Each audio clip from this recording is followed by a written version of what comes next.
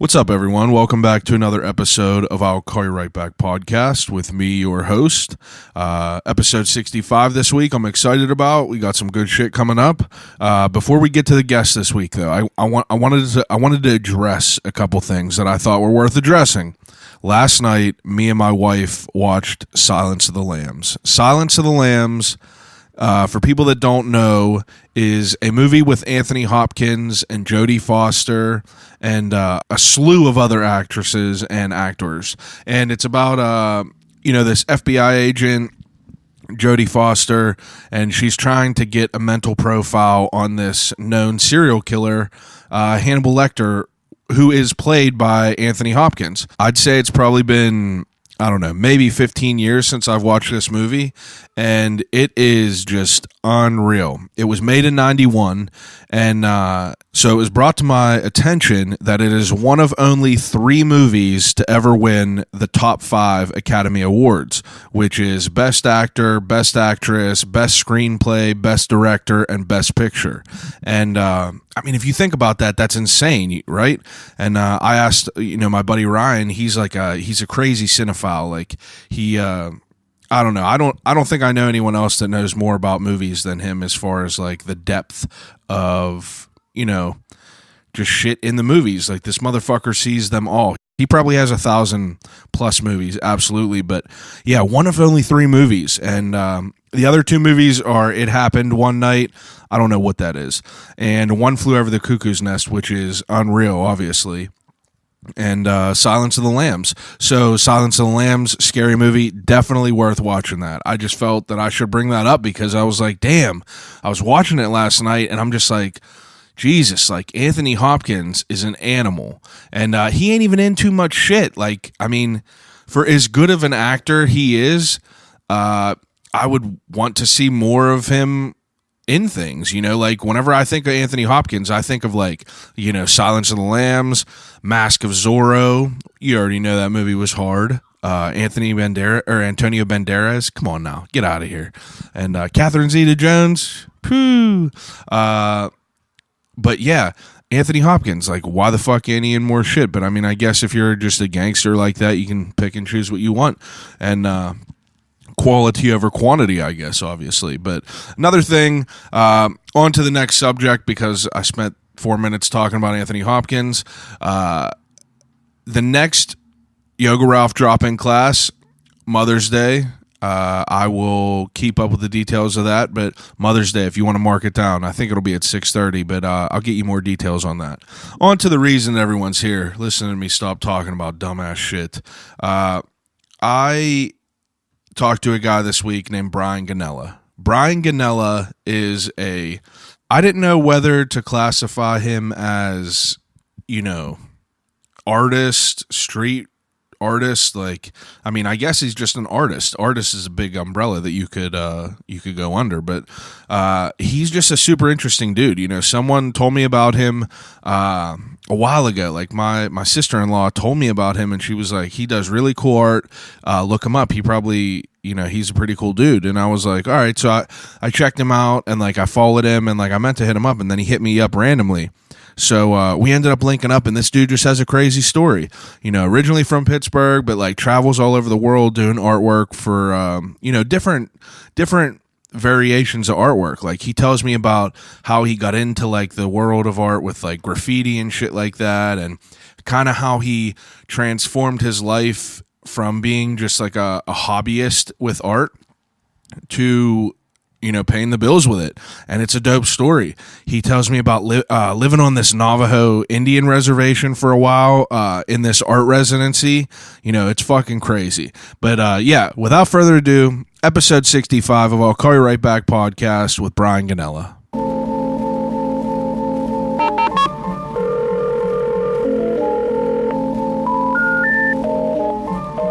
I gotta use the telephone. Hello?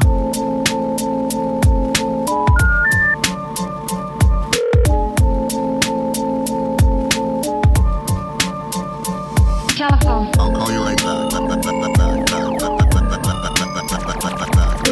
Call you right back. Telephone. I'll Call You Right Back podcast. So you do art full time. Yep. You're a full time artist. Yes.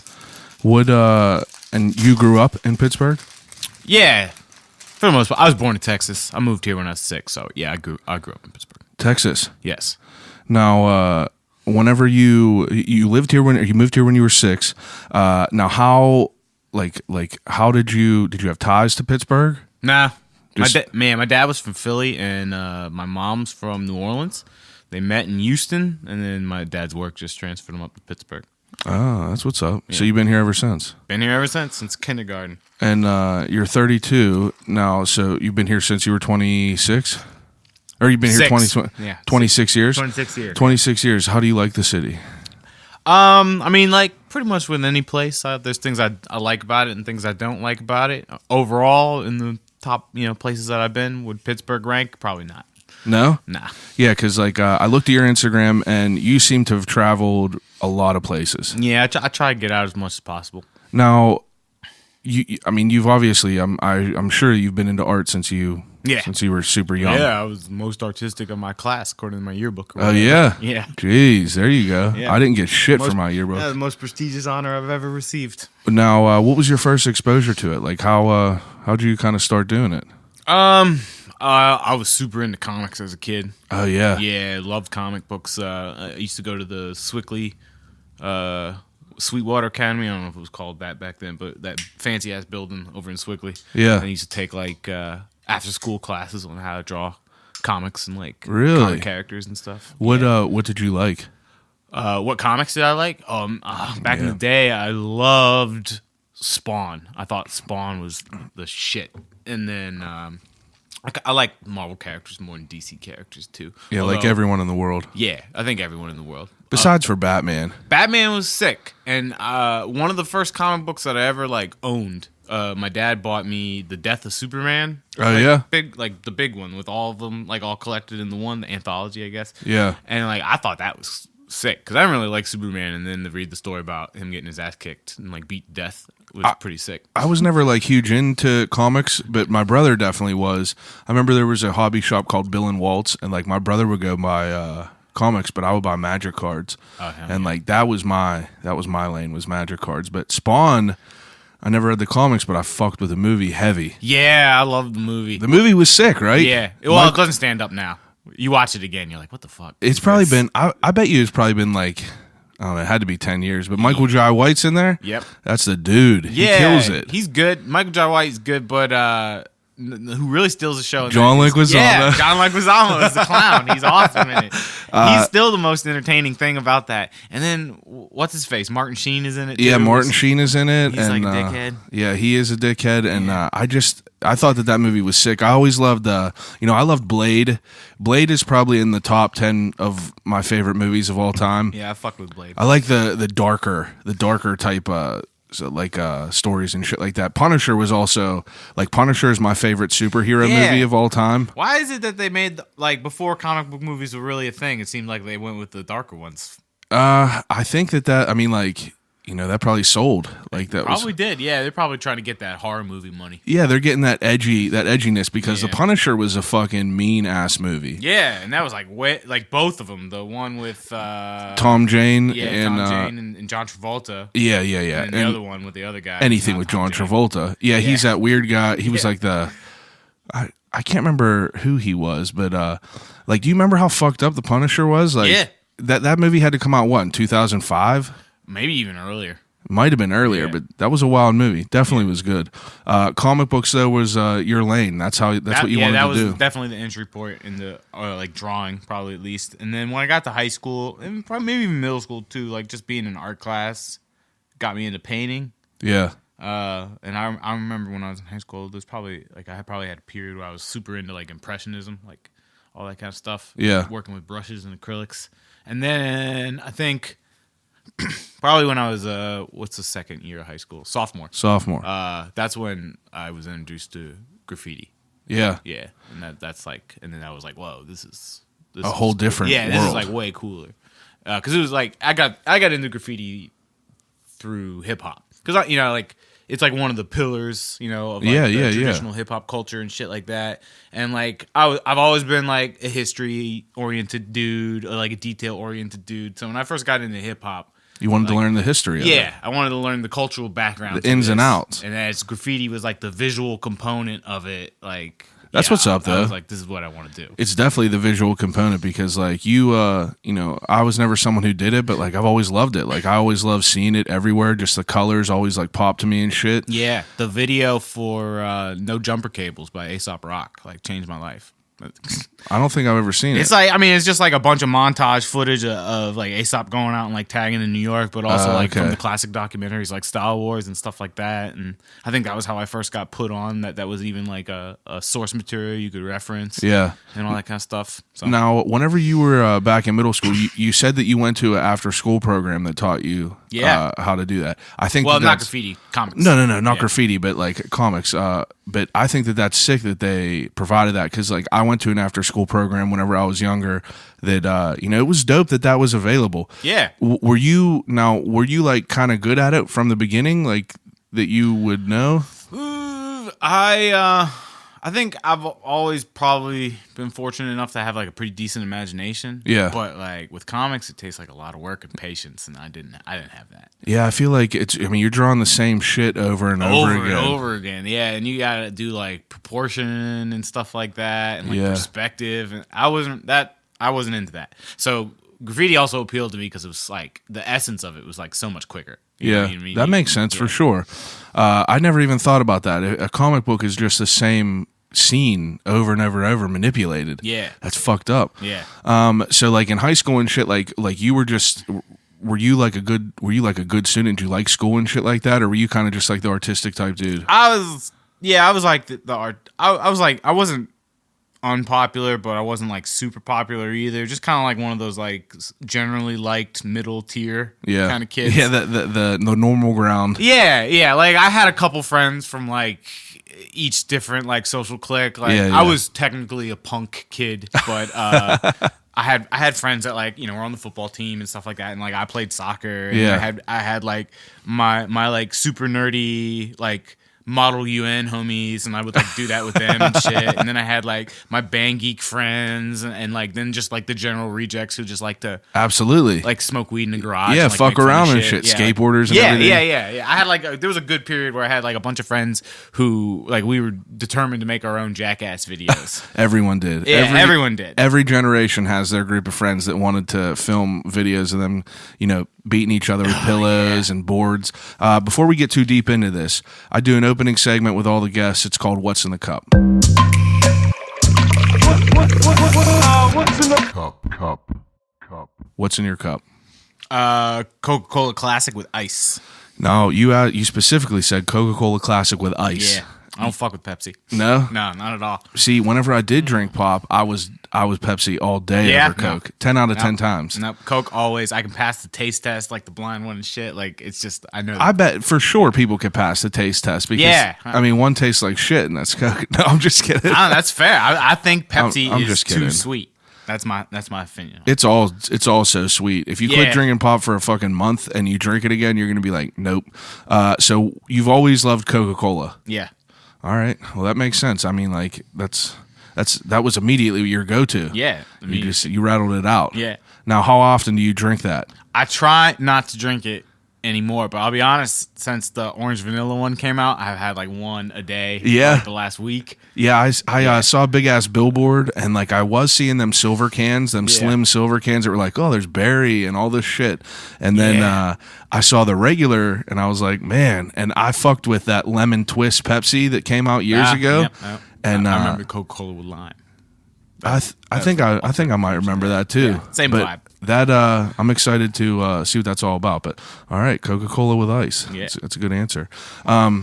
It's American. It's American. Yeah. It is. You know, it's weird. It's like you don't have that type of collector nostalgia feel with Pepsi that you do with Coca-Cola. Yeah, because they were the newcomers. Some people's whole kitchens are like, you know, I had a friend in high school who, like, I was friends with him middle school all the way up to high school. He was obsessed with everything like Coca-Cola. Had like, you know, ornaments and fucking desks and sheets and everything. Yeah. If you walk into like some kind of greasy spoon diner and they don't have some like 10 sign for Coca-Cola somewhere in the Yeah, restaurant, sketchy. it's probably bad. Or like the tabletops that have the boomerang figure on it, just patterned all over it. Yeah, That's when you know you're about to have a killer, a fire Exactly. hazard. And the older the Coca-Cola thing is, like Yeah. the more established and prestigious this diner is going to be. That's my running Absolutely. rule.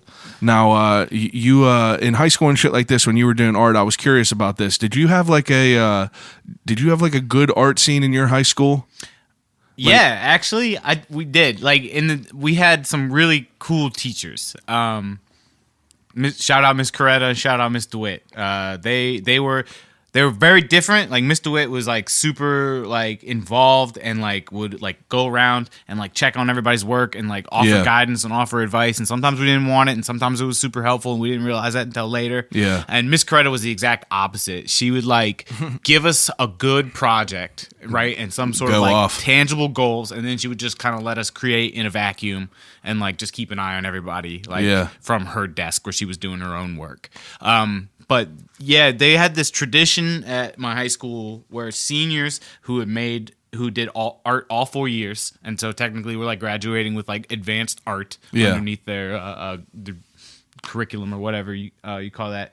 They did a senior project where we got to create like our own installations at like this off-campus venue. Really? And like it was like a week-long art show that ran at the end of the year. So like it would go on into the summer and stuff. That's dope. Yeah, it was sick. And I remember like getting really into that and building my like install and like designing it and stuff like that. And I was like cutting mad classes and just going like down to the art room and working on this stuff.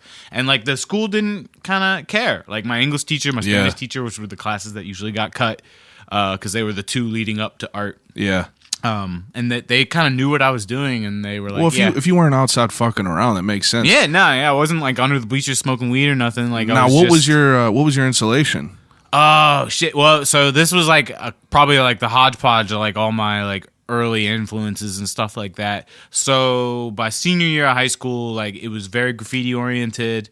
I remember I had like a couple busted out televisions and like an old one that was just like playing static where I like wrote something on it and like paint marker and shit. Yeah, and had like there was a lot of photo collage which I was into at the time. A lot of stuff, with like snippets of lyrics that I thought were pretty dope. Yeah, all over and some like old throw rugs. I tried to make it look like a tableau shot from like a back alley. That's dope. Kind of like Wes Anderson scenario. And was it a good response? 1/3 place. Oh yeah? Yeah. Out of how many people?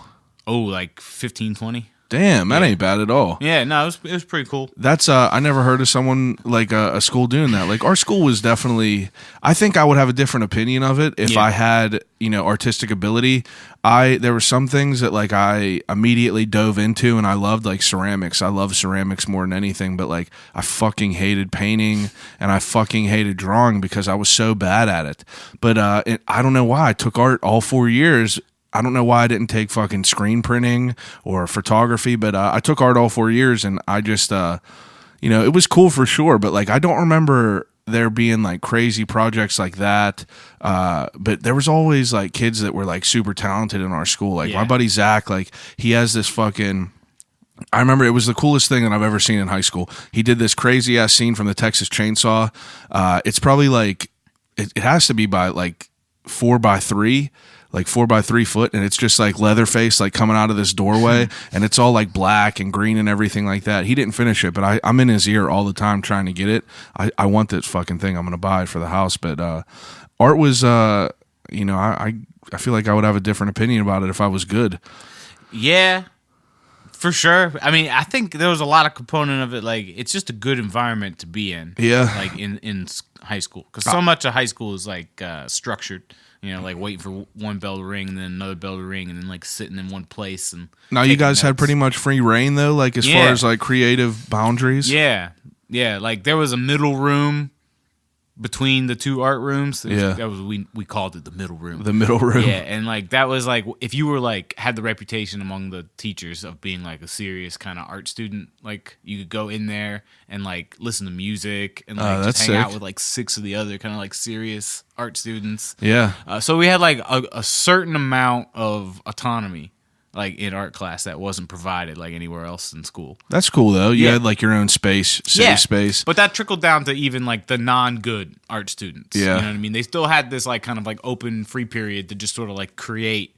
And maybe like their technical skills were limited, but like they still got into it. Yeah, like they're misunderstood. They just needed a spot to harness their creativity. There was definitely a couple like that. Definitely a couple weirdos that needed an outlet. And then there was also like the nice, like quiet girls who like maybe they were good at drawing animals. Yeah, like, just crazy heat, Yeah. throwing real crazy heat, just like real subliminal, just like never say nothing, but just come out with a wild picture. Oh yeah, exactly like that, like the sleepers. Like, Yeah, sleepers. you That's a just, better. That's a better way to describe it. There was actually the girl who won most artistic with me was this girl named Natasha.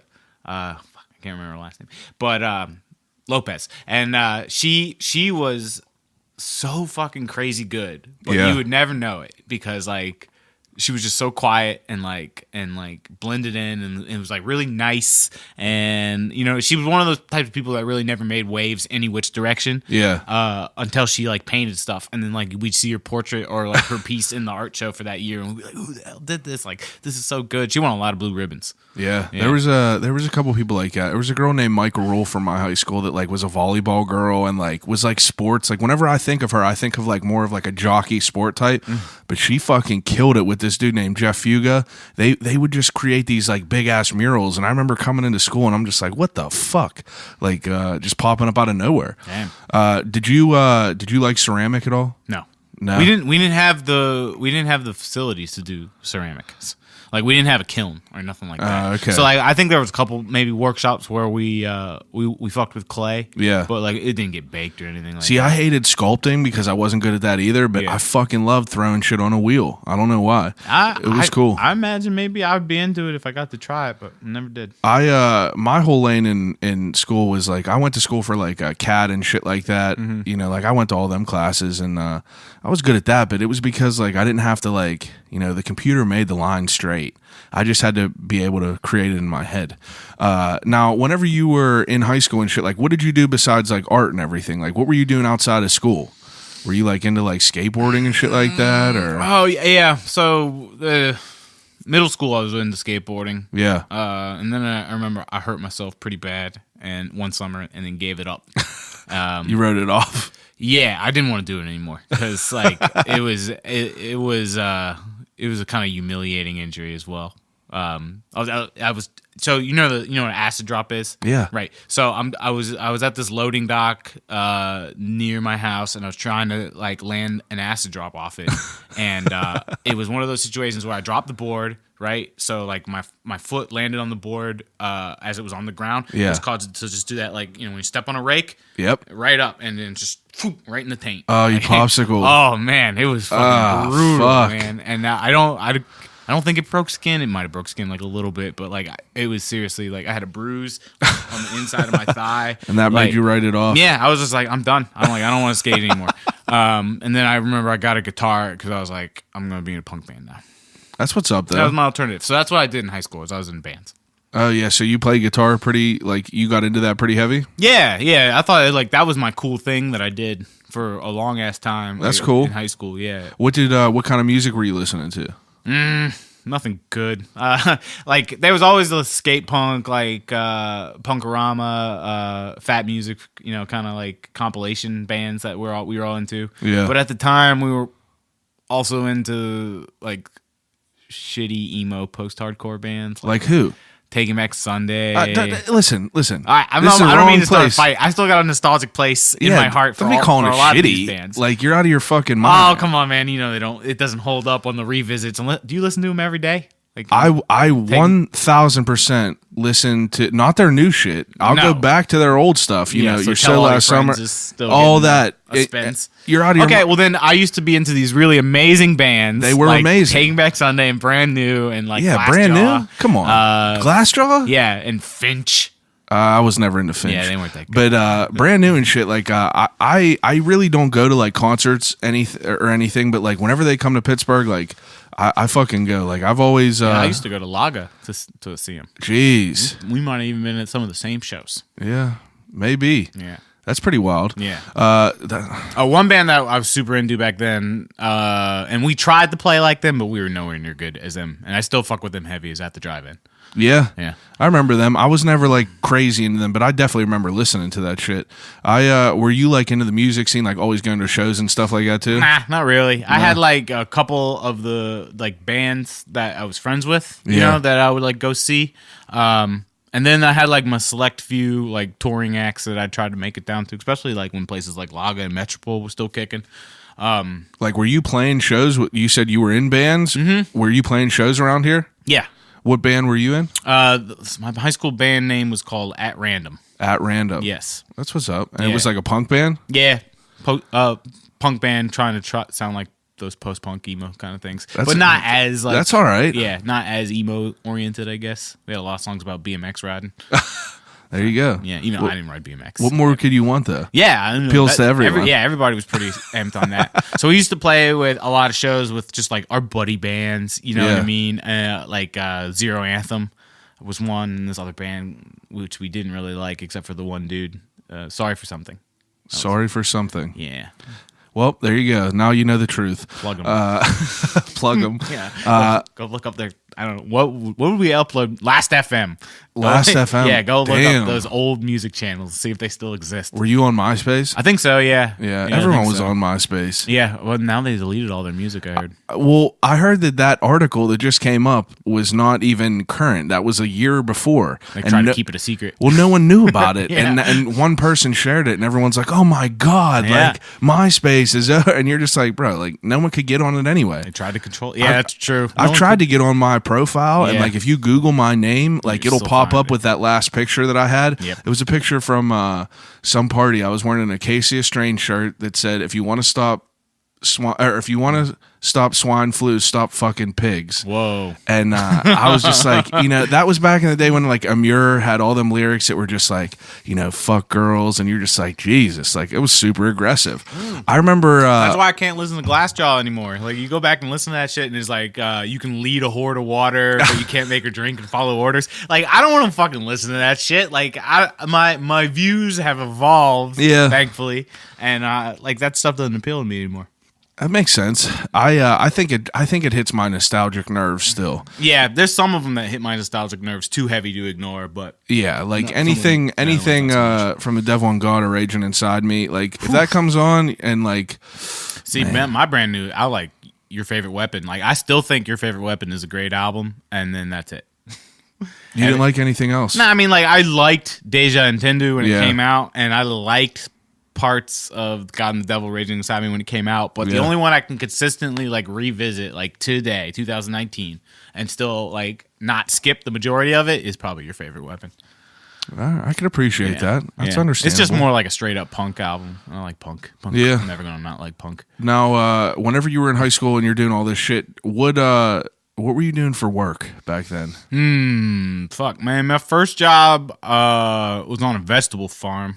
Really? Yeah, I don't know why. I think early release had something to do with it because I get out of school like in the spring, like at noon, and to go work on a farm. And really? I liked the work. I liked being outside, and I liked like learning about all this different shit, like how to stake tomatoes and stuff like that. Where's that at? It was a farm called Bacari's out in I guess it'd be South Fayette. That's an interesting job, working on a Actually, farm. if you buy a house out that way, you'd be able to go by their farmers market. It's still kicking. It's still kicking. Damn. Yeah. That's all right. That's killing it. Yeah. Now, were you like heavy in the like? Now I know before we were recording, you said that you kind of like weren't into the getting in trouble and like running around and shit like that. Oh no, I was back then. Oh, back then you were? Back then I was. Now, so what was going on in high school with art? You said you were into graffiti. Were you like? Yeah, high school.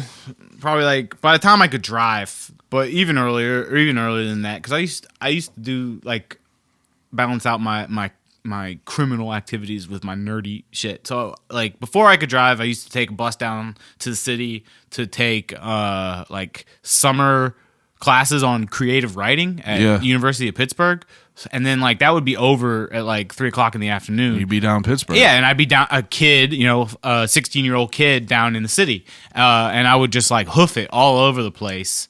And then eventually I started like, bringing cans of Krylon with me. Yeah. And like going to find bridges and like throwing up my shitty tags and all that kind of stuff. And then I started getting connected to like other people that were tagging, and they started telling me about like other spots to go to.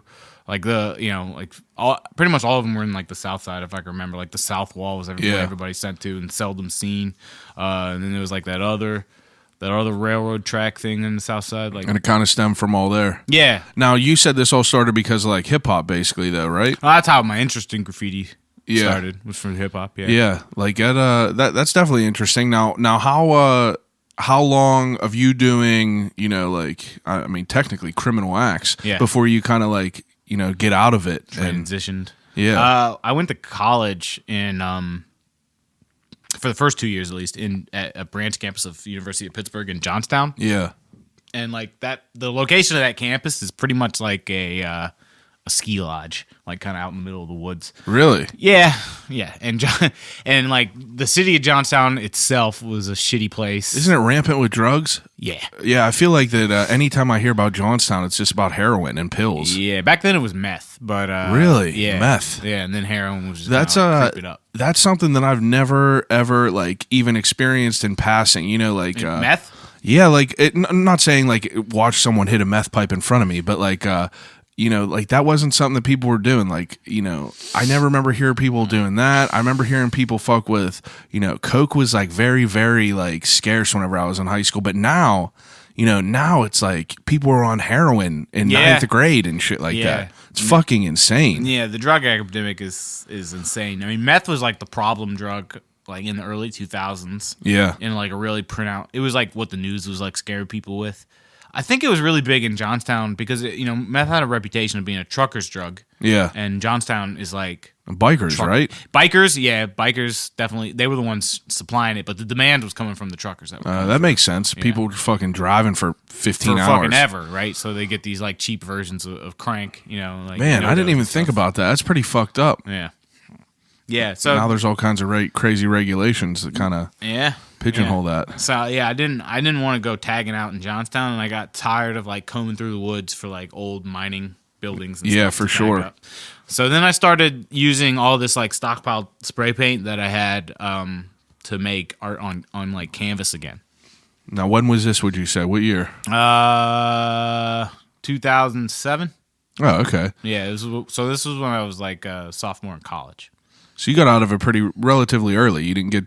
I was still tagging. Yeah, but I was only like tagging when I went back to Pittsburgh or if I went anywhere else. But I just couldn't find anything to tag within walking distance. I didn't have a car at school, and I didn't want to walk like. Yeah, it's probably sketchy. Yeah, it's not even that. It's just through the fucking woods. Yeah, that makes sense. I didn't want to do. I've never been out there, so I don't know really anything about it. Yeah, no, we used to joke. Like I saw a fucking bear. Like on campus, like one time. Did you really? Yeah, dead ass. Like, I thought you said we used to joke. I saw a bear. No, we used to joke about because so they had this really dumbass system of like you had to show up at the administration hall to pick your schedule for the next semester. Yeah. Like early in the fucking morning, and like there would be kids out there at like 4 a.m. like waiting for to get the good classes. Yeah, to get the good classes. And we used to joke that like these kids are gonna get eaten by fucking bears or wolves or some shit because they would wander around the campus. Like every now and then we'd see something in like the campus newspaper, like a bear was seen outside of Elm dorms going through. And the you garbage. saw one. Yeah, I saw one. Coming up from the rec room in my. Was it a black bear? Yeah, it was a black bear. Yeah. So like the most harmless bear. Doesn't matter. You still see a fucking bear. It's still a bear, yeah. And it was right out there digging through our dumpsters, and I'm like, I'm not. What kind of shit do you guys do out there for fun though? Like drink. Oh yeah, yeah. That makes sense. Everybody just drinks. That makes drinks sense. And like does drugs. I did a lot of hallucinogens. I didn't really like drinking. And then I got in trouble. I got a DUI when I was 19. Oh yeah. Yeah. So like that kind of soured me to drinking for a while. For sure. Yeah. So then I was like, I'm just gonna smoke weed. And then someone was like, hey, if you like weed, you should try mushrooms. So I'm like, all right, mushrooms are pretty cool. And then someone's like, hey, if you like mushrooms, you should try acid. And I was like, yeah, all right, acid's pretty dope. I really liked acid because like acid to me was like this like tiny little thing, right? And it was like $10 at the time, and you could buy one of those, and you'd be high for the whole night. Yeah, like, more, going back and smoking a new joint and like chasing that high, chasing that buzz. You just be tripping. Yeah, and like just fucking ready for shit. I've definitely eaten mushrooms before. Yeah. I love them very much. Like those are my favorite of anything I've ever done in my life. Mushrooms? Yeah. I love mushrooms, except for I just hate the taste of them. So, yeah. It sucks. yeah. It sucks Well, real that's bad. why I switched to acid. You know what you do is you grind them up and you just mix them in with peanut butter. That's what everybody says. Mix Yeah. them with peanut butter, but then you just got mushroom taste and peanut butter. Yeah, but like you just get it down. I did enjoy that though. I would assume it would be even more crazy. It would be almost like you're unlocking like it's almost like your artistic ability is like in a cage and you're fucking unlocking it with hallucinogens. Yeah. I went out. What's painting. that like? I went out painting once when I was tripping. Yeah. And yeah, I don't know. I never went back and looked at it. Yeah. But like in my mind, like these were like real. I remember the scheme. Like none of the letters made sense. Like in a typical way. Like Yeah. they'd be drawn. They were all accented at like the wrong points. And I remember I did this like really weird like galaxy kind of like space fill going through it. Yeah, that was in like some mine shaft thing. That's sick. In Johnstown. You now whenever you were getting into it heavy, you were doing artwork actively, like canvases and shit like that. Well, in Johnstown, I was painting on trash. Oh, okay. Broke. So like I would find like big ass pieces of cardboard and Yeah, stuff. yeah. Or like discarded pieces of wood, and I would paint on that. And then I would trade them for stuff. Like that's what I would primarily use that shit for. Was I'd be like, hey, like you sell weed and like you want this thing for like maybe like an ounce or not an ounce, like a gram or like a cut or something like that. That's what's up though. Yeah, usually it would go over well. Some people wanted it's it. a cool most people bartering didn't. system. I fucking love artwork. If you look around there, Nikki actually did those 4 paintings on the top right there. Oh, nice. Yeah, she always is. She makes me something fucking dope every year. Yeah. And these people behind me, this guy behind me right here, his name Robert Walker. He's from Youngstown. He fucking. So I went to this monster movie convention like probably 11 or 12 years ago. All right, and that one on the top right there is I bought that and 2 other paintings for my brother because he had a house. I was like, oh, I'm going to get him a gift. These are sick. And whenever I got a house, I was like, fuck, I need some shit to hang up on my walls. So I asked my brother if I could buy them prints back. And he was like, nope. Mind you, this was 12 years ago. I bought him that. And I went to the Pittsburgh Arts Fest probably 3 or 4 years ago now. And I was like, told my wife, I was like, we need to get some shit for the walls. So I fucking went down there and I saw the original of that Alice in Wonderland and it's fucking huge. And I was like, damn, I fucking love that. So I went and I looked around, like I was just going to get that print and I looked at the rest of the shit. Turns out it was the same fucking dude. So I found all them zombie prints that I bought like 12 years ago. And I've like, I didn't know who made them 12 years ago, but I randomly came across them. Found them. Yeah, I found them. Fate. Very, very. That's what it is. It's fate. Yeah. Now, you like whenever you leave Johnstown, like, what did you go to school for? Oh shit. I went to school. So I went to school at first. I wanted to be a history teacher. Yeah. Like on the high school level, even like I didn't really. You've always been into history. Always been into history, and then when I got my DUI, I had to like cancel that because you can't be a high school teacher. You have to fucking balance on a fucking beam for 2 days to be able to teach her. Yeah, it's insane. So I was like, fuck that. And then I had a bunch of like English professors like whispering in my ear at the time, telling me I was like really good. So I was like, all right, You write too? Yeah, I think I'm gonna be a writer. Yeah, right. And so that's what I went to school for. I ended up getting a degree in it's just like a Bachelor of the Arts, but it was my major was English writing, and I had a minor in social philosophy. That's what's up. Yeah. I loved philosophy. Like I went to Slippery Rock for elementary ed and special ed, but you had to move out of fucking state if you wanted to be a teacher. Mm-hmm. And I was like, nope. And I ended up, I ended up hating going to school. So I failed out of Slippery Rock, fucking, came back, but philosophy, I got bad grades in every other class except for philosophy and physics. I loved philosophy. I thought it was the coolest thing ever, just learning about all the weird shit going on in people's minds. Now, what was your like main focus of what you wanted to do after school? Like, did you want to be a writer? Yeah, I don't know. So there was like this moment where like I graduated and I did good in college. Like I got good grades, like graduated with honors and all that kind of shit. That's what's up. And then so when you want to be a writer, like you really have like 3 options, I guess. And then it's like 1, you just try to like set out on your own, live life, and like write the great American novel in the meantime. Yeah. But like if you wanted like job security or anything like that, you had to continue on in academia, like get your master's, and like enter into like an MFA program somewhere, and like maybe do like publishing through the university you're working for to get your first book out there. Yeah. And then eventually probably just become a teacher. And I didn't want to do that. I didn't want to commit to any more student debt, and I didn't want to commit to really any more time in college. Like I was just like over it. Like I was happy that I went to college, was happy that I got the education that I did. But you were done with that. And then I was done with it. Yeah. Yeah. And then I remember I had this like one moment, and this was when I was still like kind of going out and like writing graffiti mostly. This kid that I knew from high school who moved back to Pittsburgh to do his graduate's work. This was after I graduated, maybe like a month or two. He wanted a painting for his apartment. Oh yeah, yeah, and he wanted me to do it, and I had no interest in doing it because like primarily I just wanted to like play video games and like maybe tag when I had the time. Yeah, and like not really do anything. And then he told me he would pay a month of my rent. Really? Yeah. So it was like, which was $500 at the time. Holy shit! Which was a lot. And that was your taste. And that was just like, you got sparked. Yeah, like I'm about to do this. Yeah, because I took that extra cash and I like bought an Xbox, and I was like, fuck yeah, dude, this is sweet. I can get paid to do this stuff. Now, are you someone who? I'm sorry for cutting you off. Are you someone that is like?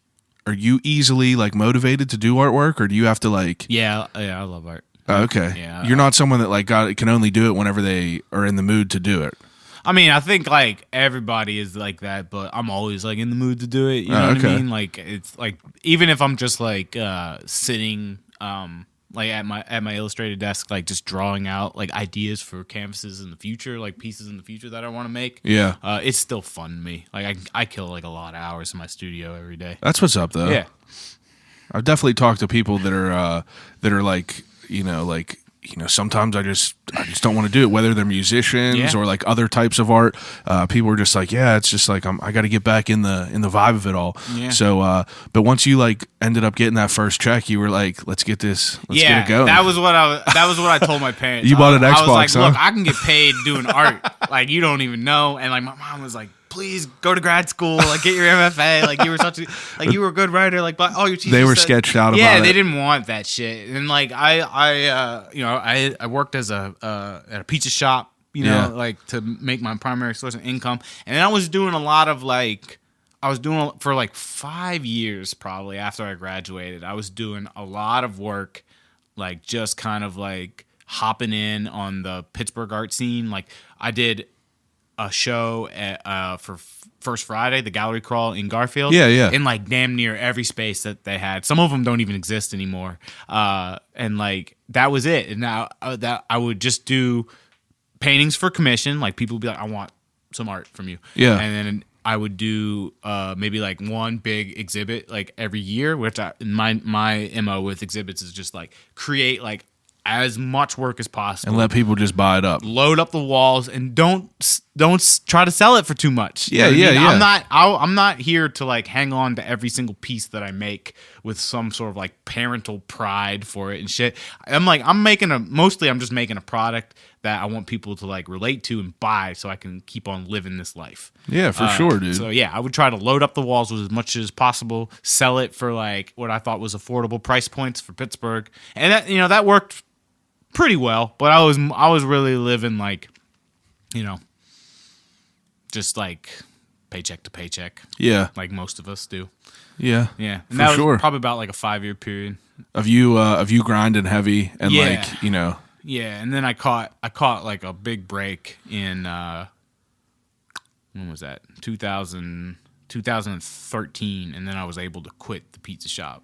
What was this big break? I was just like a couple like string of high paying commissions. Oh, okay, that's dope. Yeah, and then like I was able to like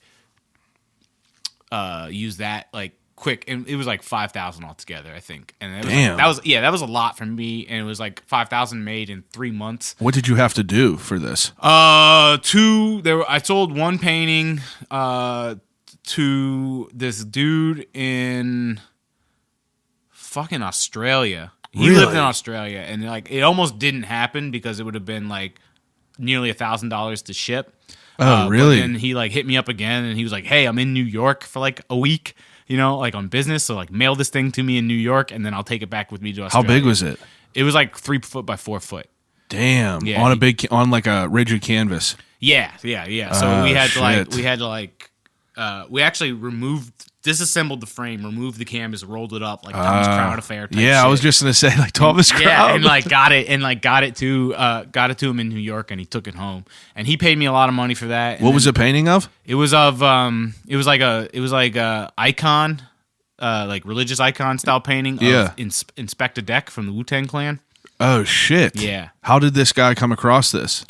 He saw pictures of it on Instagram. Instagram is such a great tool, like for artists, because anyone in the world can like find your shit. Just a picture. Yeah, and just for a picture, if they want it that bad, like they'll go for it. And this guy had the means and wanted it that bad, and just like That's fucking sick. and went for it. Yeah, I had this whole show where I did all members of the Wu-Tang Clan and like religious icons, and he originally saw the ODB one that I did, which was like his favorite, but it had already sold. And unbeknownst to him, I hope he doesn't. He's not gonna listen to this podcast. He might, but unbeknownst to him, I hope this dude from Australia doesn't hear this. I don't even remember his fucking name. The ODB one sold for like $300 to a buddy I knew in Bloomfield, right? Yeah. But this guy like was ready to pay like $1,500 like for it, you know. Well, if the dude offers you, what are you gonna say? No, I'll take 3. Yeah, exactly. So I was like, oh yeah, but unfortunately that one just sold. Like, what about this one? And then like he was like, no, he didn't want the one of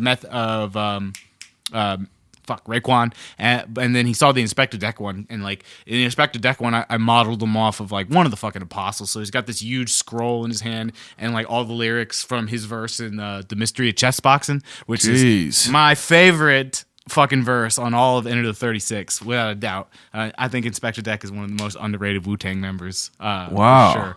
But yeah, so he loved that one, and that's the one he went for, and he paid like $1,500 for it, and that was a lot. And then I had a couple other ones where I like it was $500 here, like $300 here, and then like I just put that 5 together with like a shit ton of tip money that I've been saving up. Yeah, and I had like all of a sudden I had like $10K. And I was like the most money I'd ever had in my entire life. Yeah. And I was like, all right, I can. You have a little nut, a little cushion on this. So little cushion. I quit my job at the pizza shop. Damn, and then dude, that's like, fucking dope. I'm just going full force into this. Yeah. Wow, and it's been like that since 2013. Yeah, 2013. So the 2000. I don't want to get it twisted. 2013 to about maybe 2016 was pretty rough. That's all right though. Yeah. I mean, but you didn't have a job. You were doing art. Technically, I did not have a job other than making and selling paintings, and occasionally I would pick up a dishwashing shift at a restaurant that a buddy of mine would work at. Can't beat that, dude. Yeah, get some free food and some under the table money. I mean, that's the dream, right? Yeah. It's like getting paid for doing stuff that you love. Yeah. Now, that like, I mean, your big break, that was like the first big deal, like the first big move that you did. Yeah, that was the first big move. Big break for me probably came in like 2016, I'd say, maybe 2015. Wow. It was all adding up to it. 2016, I got commissioned to do a couple big murals for this butcher place in that's now closed down. It's in Lawrenceville. So it was like right down the street from where I lived. And it was like my local butcher and everything. And at some point in the summer, I was looking to get out of Pittsburgh in like more of a permanent way than what ended up happening. So I was like looking around for artist in residency programs. And then at the same time I was doing this, some people from New York City were going to buy this butcher and like turn it into a barbecue restaurant. Oh, yeah. So they commissioned me to do a mural. Well, the butcher asked me because I had done some like small signage for him and shit. Yeah. And we were like good friends. So this New York hedge fund group, something capital, Baycrest Capital, something like that.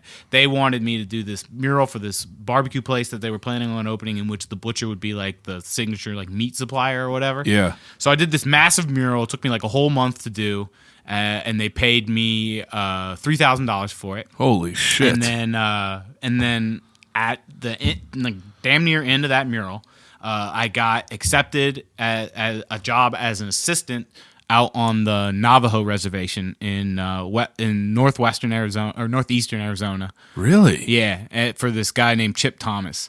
And then I just went out there in September 2016, and then I stayed out in the Southwest, like drifting around and painting murals for a year.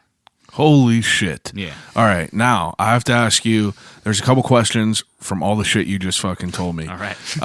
Now, the first question is, whenever these people hired you to do a mural on the side of their building, what did they have guidelines, or did you have free reign of it? I had free reign of it. I sent them a concept, but they kind of wanted just like me to go nuts with it. They wanted it to be Pittsburgh themed. That's dope. Yeah. So what I did was I took like the 3 big neighborhoods in like the section of the east side of Pittsburgh that I lived in, which is like Bloomfield, Lawrenceville, and then across the bridge to Millvale. Yeah. And I just kind of like deconstructed them, like gave them their own like weird little like floating island, Like an old school map looking yeah, type pretty thing? much like that, like an old school map looking like you are here, but then just like loaded it up with a bunch of like weird like Pop culture shit and everything. pop culture shit and like cyberpunk kind of looking That's like dope, buildings. dude. And, Were like, you some happy weird with the way it robots. came out? Yeah, dude, I'm fucking stoked with it. I love that mural to death. I am so sad that it's like sitting. Like, Is it still there? Yeah, it's still there. It's in like this closed off courtyard area because it was going to be like the back seating shit. like smoker lounge or whatever for the barbecue spot. And you said it took you about a month. Yeah, it took me about a month. Man, that's cool that they gave you free reign a little bit. Yeah, it was tight. I mean, they just wanted something cool. Yeah. And like the people at the butcher, shout out to Butcher on Butler. They probably like, spoke they highly were of real you. big advocates for me, so they're like, we gotta get this guy. Like, Yeah, that probably helped out a lot. Yeah, so like they didn't really look around. So like I took that, and you show out, you do the work right, and like people take notice from that. So like that's basically how that went. Now, can I ask you, before we get into like the Navajo shit, because I have a lot of questions about that, and like what's your process of like painting a big ass mural like that? Like I see people like all these artists around the cities that do these insane murals, and I'm sure everyone does their own shit. Yeah. Like Matt Spar, for instance, like I see some of the shit that he did was like condado tacos. Like, Yeah, I actually brought Matt onto that job. dude, unreal shit. And like he was the first person that like I followed just randomly to see those type of murals. And I've always been curious, like, how do you fucking map all that shit out and not get like all convoluted up there on the wall? Like, what's your process of it? I mean, so like I used to do grids, which sucked. But then I brought a digital projector, and like, so I'll draw it out in like a sketch pad, and get that all inked and finalized, and then I'll clean it up in a computer, and then project it onto the wall and adjust it to the scale and perspective that I need it to be. That's dope. Yeah. So I mean, that's like a clutch tool for anyone who's trying to do like large scale murals. And obviously, there's like a tier of like different types of projectors and quality. That you Yeah, can for get. sure. So But I that got, basically gives you like an outline of where you're gonna do shit. pretty much, yeah. You get right up on the wall, and you can like enlarge it and like move it around. And there's even some projectors have these things where you can like alter the tilt of the angle so it can like look like it's going off in one direction. You can get it how you need it to be. Yeah. And that's what I got. I like dumped some money that I had saved up into one, and then that's what I used. That's dope. Yeah. So after you're done doing this mural, you get this residency at this Navajo. What was it called again? So the residency was called the Painted Desert Project, and it was out in the Western Agency of the Navajo Reservation. This is something that you applied for? This is something that I applied for. The residency was actually in a like a lull period at the time, but Chip, who is this his art name is Jetsonorama, and he's a family practice doctor that has lived on the res for I think 30 years. Really? Yeah, and he's like a photographer, and he started like taking his photographs. I think in around 2009 was his timeline, and like blowing them up into large scale wheat paste and like putting them on the sides. Because Navajo's got like a lot of abandoned structures, like water towers and like tanks and shit like that. I bet. And like derelict buildings like all over the res. So he would take these photos and he would like go apply them to those surfaces and kind of like beautify the scenes on the highway. In his area of the reservation, which the reservation is fucking huge. The Navajo Reservation is like just a little bit bigger than the state of West Virginia. Holy, really? Yeah, it's the biggest native reservation in the United States. Jesus. Yeah, so he was just off in his little section of it, which is in northeastern Arizona. Wow. Now, what was the reason? Like, what was like the criteria of you applying to this job? Like, what is like the description of what you'd be doing at this residency? So in 2011, he started inviting street artists from around the world out there to do like different pieces because he didn't want to like monopolize all the spaces out there. Yeah.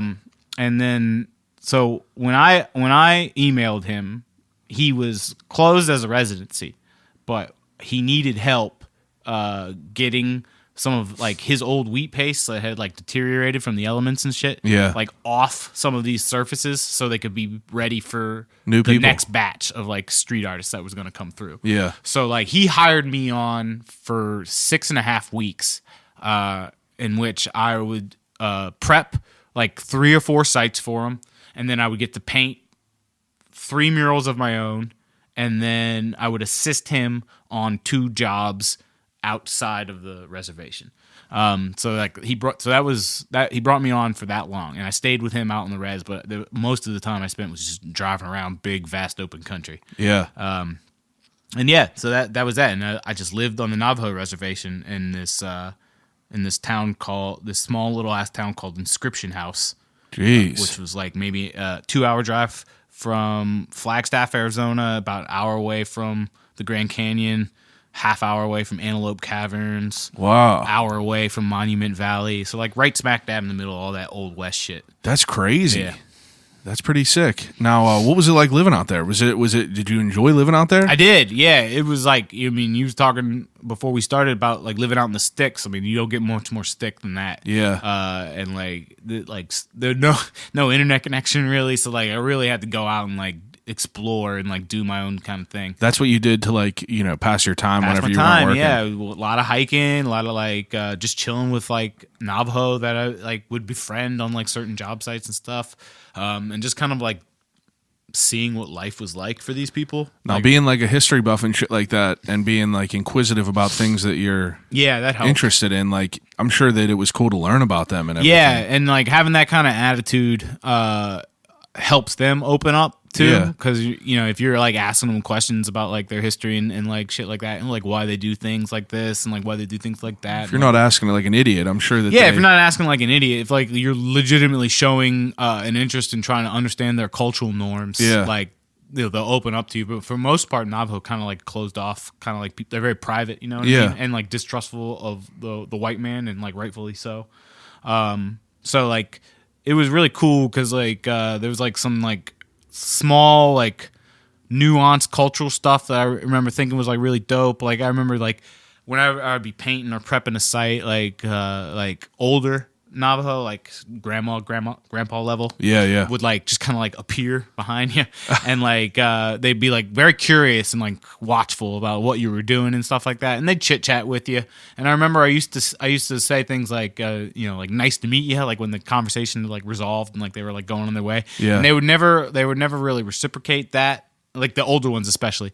And then I remember asking Chip and this other dude who was living with us at the time, like like why that is and everything, and then they told me that like it's kind of like this standard like cliche kind of bit of knowledge that the Navajo take 2 years to decide whether they want to be friends with someone or not. Really? Yeah, because they're like very interested in seeing if your actions are consistent with your words.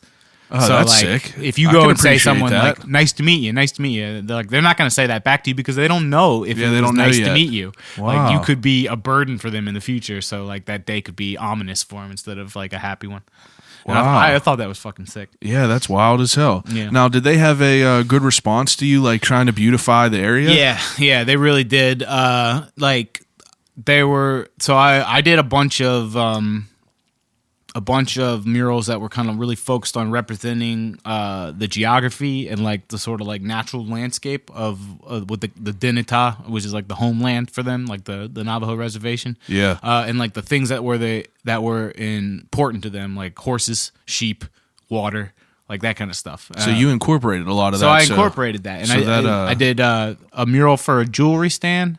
Like they had one of the prominent sources of income for like a lot of Navajos is trade. Yeah. And, like trade selling, like so they would do homemade like turquoise jewelry and like beadwork and like quilts and shit like that, and set them up and sell them for the tourists. Now, are people allowed to come on the reservation? Yeah. Oh, they are? Yeah, you can go on the reservation. You can't live on the reservation. Yeah. I didn't know that. Yeah. Huh.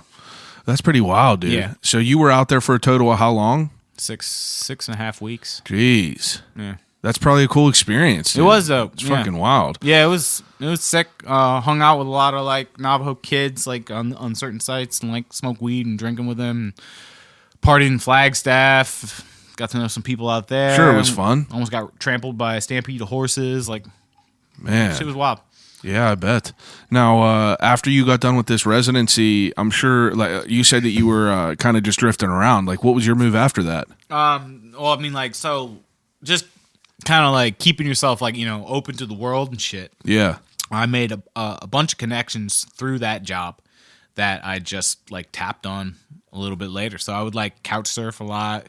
There's a lot of like sleeping in my truck. Where were you traveling to? I think I went out to Los Angeles, I think like immediately after the Navajo job finished, just to hang out with some friends out there and do some work. Did you enjoy it out there? In Los Angeles? Yeah. Yeah, I always have a pretty good time in LA. And this time was no different. I was out there for the 2016 election, so everybody's mood was kind of sour. Oh, I bet. Yeah. So that was a thing. I remember watching the election with this homie of mine, and then You're just like, what? yeah, everybody was just kind of like, what the fuck just happened? And Yeah. they like immediately bounced for Mexico, like on vacation, like the next day. And then I house sat for them and like watched their dogs, and then I went back out to the desert. That's dope, dude. Yeah. So I ended up I ended up stringing 2 jobs in Colorado, 2 jobs in New Mexico, and then like studio time in Tucson. Now, are these like, whenever you say you stringing these jobs, these are murals? Some of them were, yeah. Well, Yeah. most of the paying jobs were, yeah, they were murals. I did a mural for this center for like at-risk youth, like on the street, you know, and shit like that in Albuquerque, New Mexico, called Warehouse 508. Painted that inside their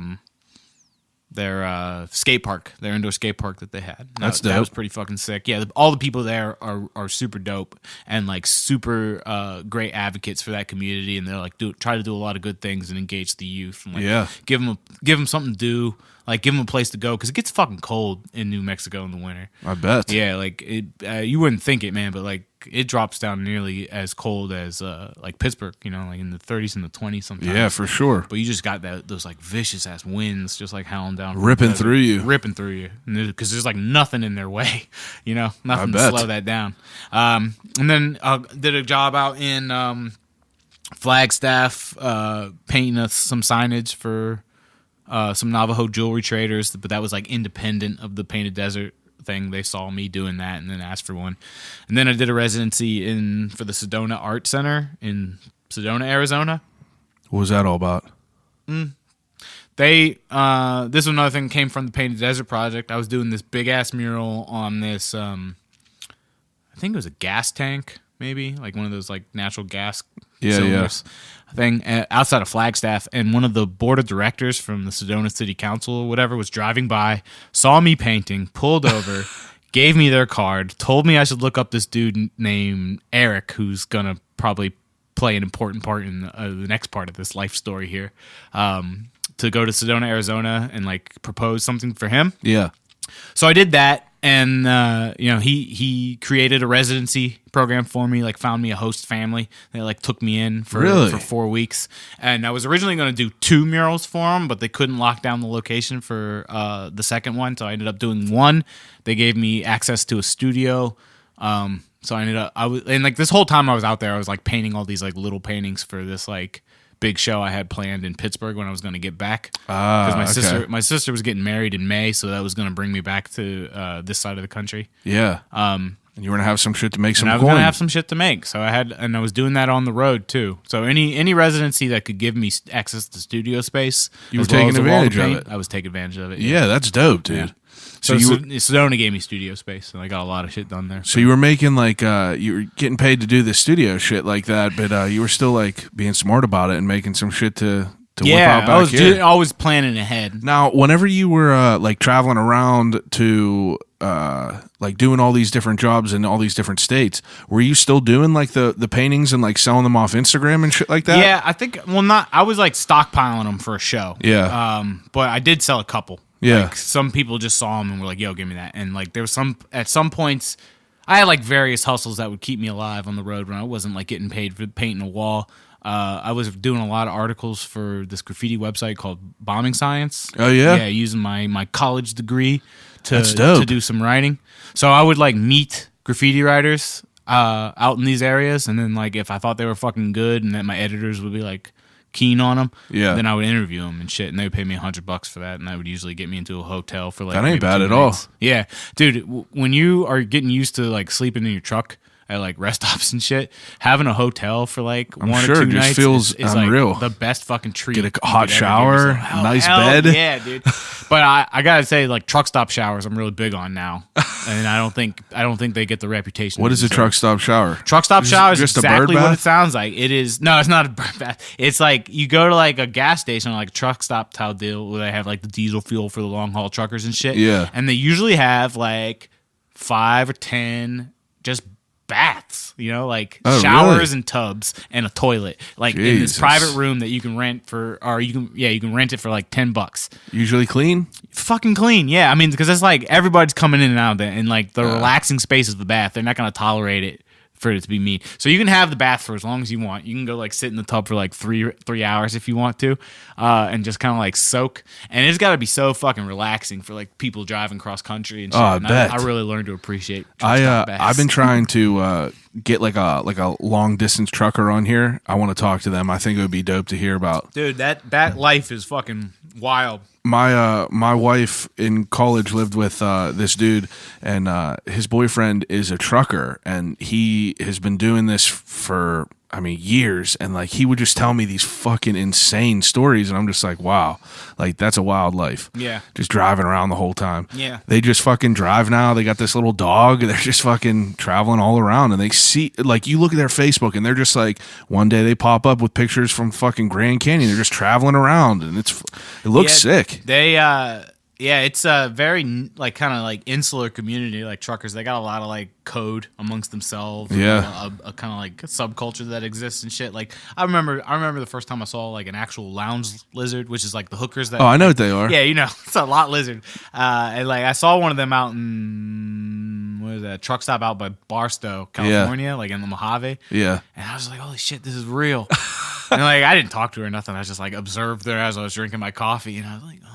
The only reason I know that is because my wife worked at a rest stop. Yeah. And she said only one time it happened. There was like a woman in the bathroom, like bird bathing herself, but she was like trying out by the truckers to find out. I guess some guy brought her in and dropped her off and like just dipped because she was like causing a ruckus. But that's fucking insane. Yeah, Insane I'm for sure they got their own struggles and difficulties. I'm sure there's some wild stories. Too much about that life, although I can confirm that it's a real thing. That's a real thing. It's not made. Lot lizards are real. Lot lizards are real. Yeah. So now, where does that guy play in, Eric? Where does he play in? Oh, he's the dude that brought me to New Zealand. New Zealand. Yeah, I was in New Zealand last month. Now, that's super recent. Yeah, super recent. Jeez. Yeah. So, and that was the guy who He was the art director for Sedona Arts Center. And then he took a job as the art director for this town in New Zealand called Whakatane. And he put together a residency program there, which they're kind of like beta testing. And then he actually got restructured out, which is like a New Zealand way of saying laid off. Yeah. And then I went and completed the residency in February, and was working primarily with the Whakatane City Council and the Maori Cultural Commission down there. And what were you doing? Like murals and shit? Yeah, I did a mural, and then a couple workshops on like just street art in general, and like people who might want to try to pursue this as a career, like what to do, techniques to use. You did like speaking and shit like that? Yeah, did speaking. Oh, that's dope. Yeah. Have you always been like do you have a problem like speaking in front of people or anything? No, not really. That's cool. Yeah, I mean, there's always like a little nerves like going up to the mic, but once I get going, I'm fine. Yeah. Yeah. Yeah. That's dope, dude. Yeah, it was cool. Now, what was New Zealand like living out there for a minute? Was that all right? Yeah, New Zealand was sick. So like I didn't really get to see like New Zealand in a kind of sense like a tourist does. Yeah. Because I landed in Auckland, and that's ended up spending a night in Auckland because I missed my bus. So I kind of like walked around and like saw Auckland and shit for what it was. It was a really cool city that it seems like mostly Asians live in. And then I got on the bus and went down to this town called Whakatane, which is in the Bay of Plenty region on the North Island. And it's like one of the higher indigenous populations in New Zealand. So there's a lot of Maori down there. And they put me in this neighborhood called Kopiopio or Kopi. And I did a mural, which I call like these. It's like video game like kind of level map murals, it's something I had developed on the Navajo Nation and then sort of like finalized doing. What is that? So I basically take the community that I'm in, right, and then like represent it in that sort of like through that nostalgic lens of like 16-bit video games, and kind of like feature like local landmarks, like both like that are recognizable to tourists and ones that only like locals really give a shit about, and sort of just like paint the town for them in a way that they can engage with, and like maybe kind of romanticize their hometown in a new way, you know, like if they see like a spot that they've taken for granted, like represented in this kind of like fantastical way, almost like a snackable way to like just see it and just and it might quickly. like, you know, spark interest in going back to those places and like kind of engaging it through that. That's sick though. Capacity. Yeah, it was something that I like I said, I developed in the Navajo Nation, and then I've done one in Pittsburgh, in Troy Hill. And that was like a crowdfunded sort of thing, and like the Troy Hill Citizens group and Scratch Food and Beverage were like the two, I know where that is. Yeah, they were like the two big sponsors for it. So yeah, if you go to Scratch, and that big mural on the side of it is mine. Damn. And that was like a super positive experience for me. So when it came time to pitch my idea for this residency in New Zealand, that's what I wanted to do. And they got behind it. City Council got behind it in a big way. And then so I just did that in New Zealand, and it was pretty nuts. Like I was like on the front line of a lot of like social issues in New Zealand that like probably like tourists don't get to ever see or really have to even think about and stuff like that. Like just the relationship between the Maori and the Pakeha, which is like what they call white people, and like how that works, and like the legacy of colonialism, like, and that kind of effect, that lingering effect that it's had in the Maori community. And then like so there was like street gangs and shit. Oh really? Yeah, and like they didn't give me any trouble. Like, well, one did, and then like this other gang was like sort of like the protector of the mural. So like there's this one like gang, there's like a bike gang, sort of like a bike gang, even though they don't have all bikes, called Black Power, and then there was another like gang. bicycle. They some of them have motorcycles, but not all of them do. So you can't really like say that they're a motorcycle gang. Okay. But they dress like a motorcycle gang. Yeah. You know what I mean? Like they bring have that intensity. They got that fucking back patch and like all the rollers and shit like that. And it's like their logo is this like big fucking fist, and it just says Maori Black Power. And they got all, and like in the Maori sense, and they're like a fucking warrior culture in their own right. They got all like the cool ass fucking face tattoos, like the Hoka and shit, like just fucking dotted up, and like they're really intense looking dudes. Those were the ones that were. Those were the ones that were cool. Yeah, they were the cool ones. Yeah, they were the cool ones. They were cool. the ones who were like, "This is a good thing. Like, we're happy about what you're bringing to." What was your negative? Like, what the negative were the Maori gangster Crips.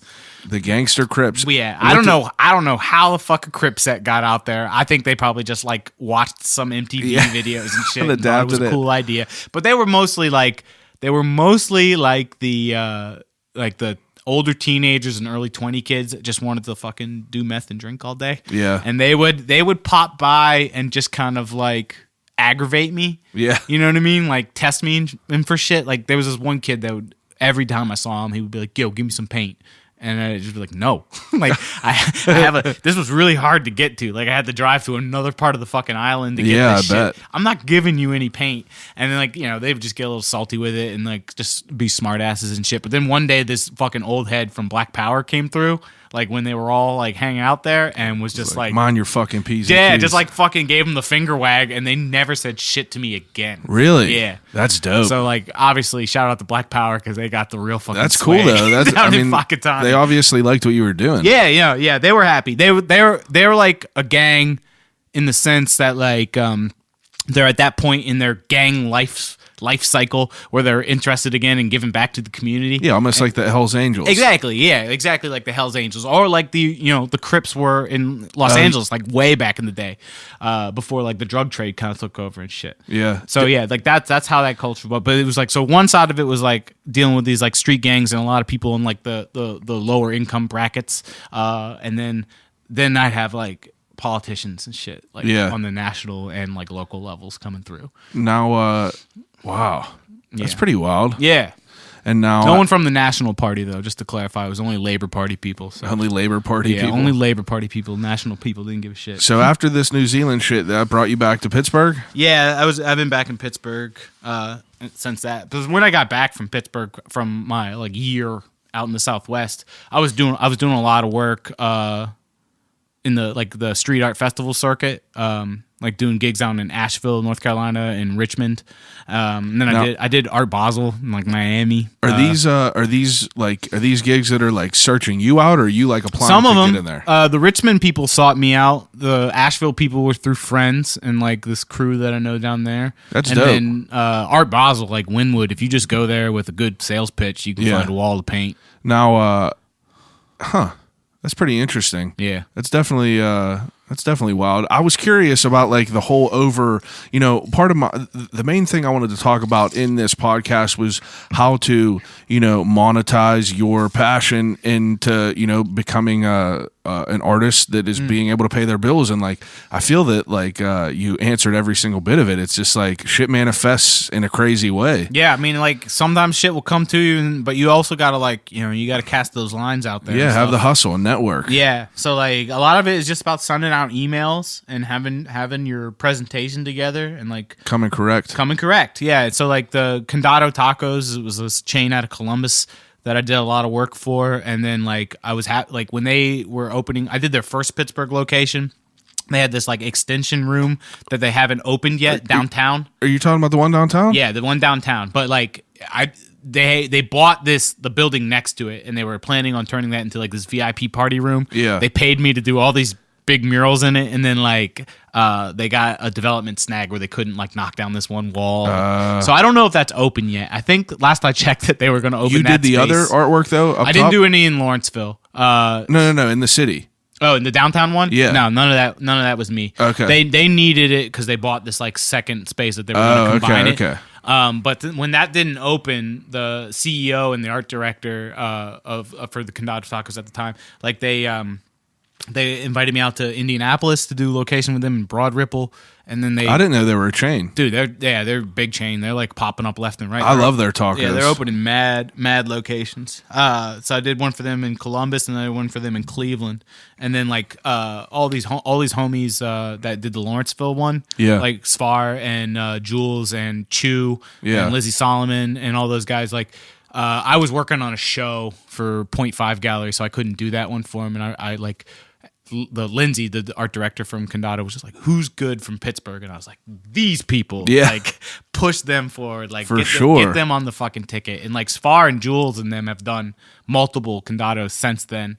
So they, I was happy to fucking put that that sort of connective tissue together. Yeah, absolutely. And another thing that I did when I got back, because one of the things that my big takeaways from being out west and shit was that Pittsburgh's kind of really fucking lagging behind in the street art department. Yeah. And I know a lot of people are probably going to resist that hearing it right now, but it's fucking true.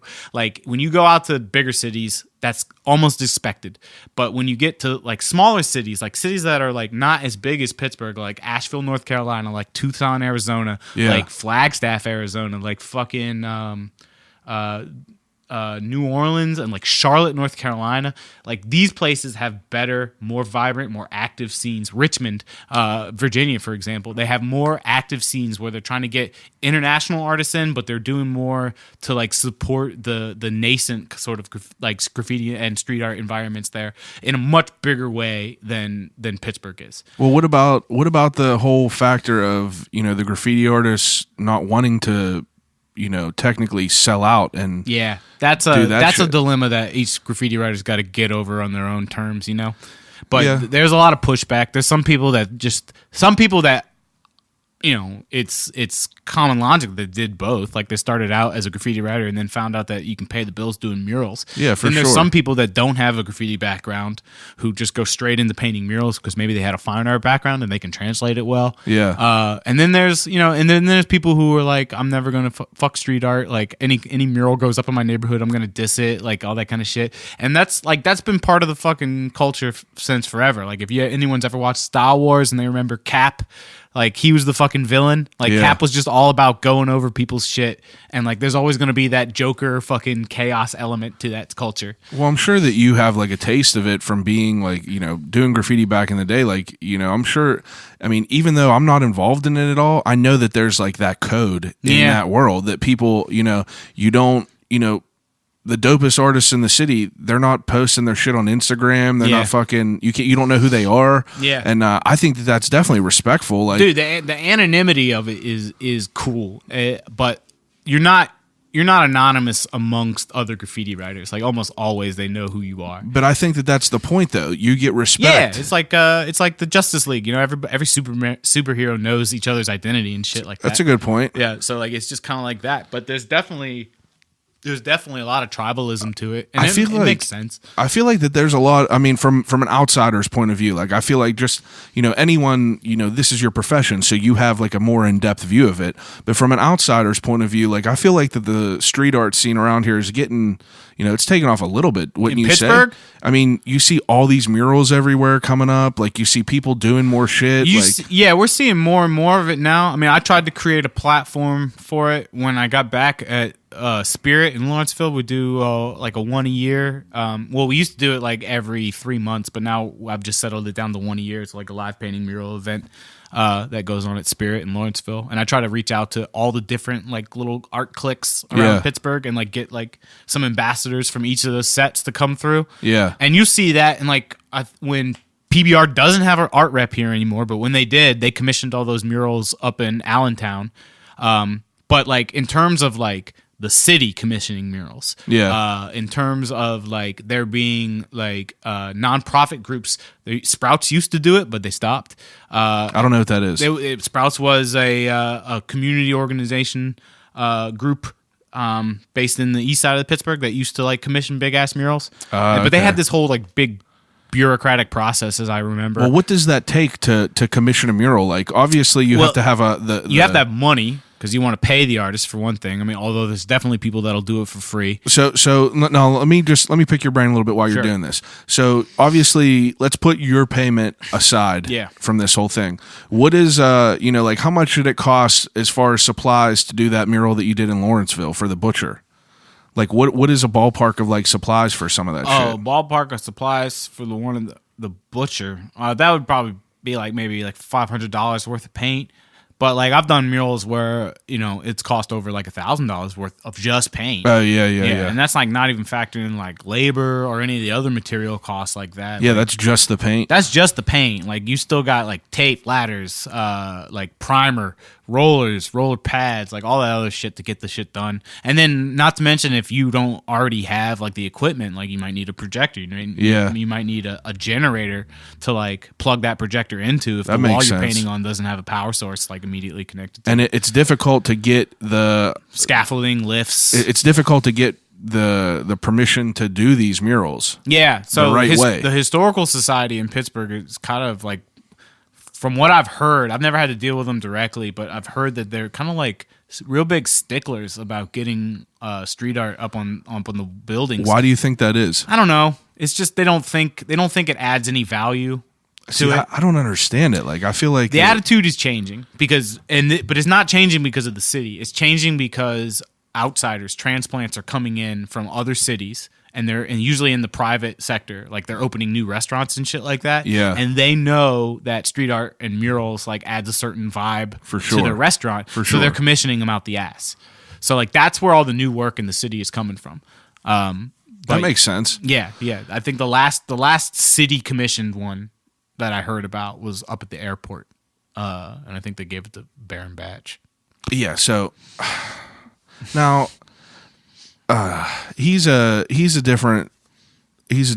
different beast. Yeah, I mean, he's an ex-Steeler that just happens to paint. Yeah. And I used to work at a streetwear store that like had his artwork everywhere, and he you know, like I met him numerous times and shit like that. And I'm not like trash talking the dude, like whatever he wants to do. I mean, he's doing it, but I think it is fucked up that just because he is who he is, he gets permission to do things. It's almost like the Obey shit. Yeah. It's like, you know, I mean, he did even that. Obey had his time in the underground. Well, you know, that's what I mean. He put in his dues and shit like that. But then like, once he did like the Obama shit like that, it was like, he just had like that free pass to do whatever. And I know that that's, he ended up paying for that. You know, he got sued for that Obama thing. Did he? Yeah, and the Associated Press won because it was like too close to an Associated Press copyrighted photograph of Obama, and he got sued for it, and he lost that case. Jeez. Yeah, that actually set him back quite a bit. Now, I mean, like you could have any opinions you want about him, but like what is your you know general opinion about someone like Baron Batch as far as like their position that they're in?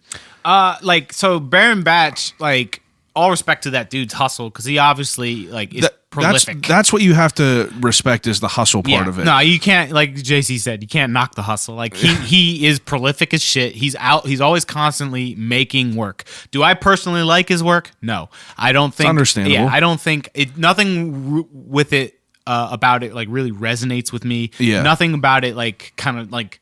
Even like screams like originality to me, and like this whole kind of like esoteric vibe that he's on, like it doesn't feel authentic. So I don't rock with it. And like the one thing that truly bothers me about Batch, and like if I'm wrong on this, I'm you know, and people can show me receipts, go for it. But he is somebody who has a built-in platform, right? Because he's already at this elevated point of attention for sure. being a former running back that definitely of the helps. Pittsburgh Steelers in one of the cities where football is fucking king. 100%. And he doesn't use that to create platforms for other people.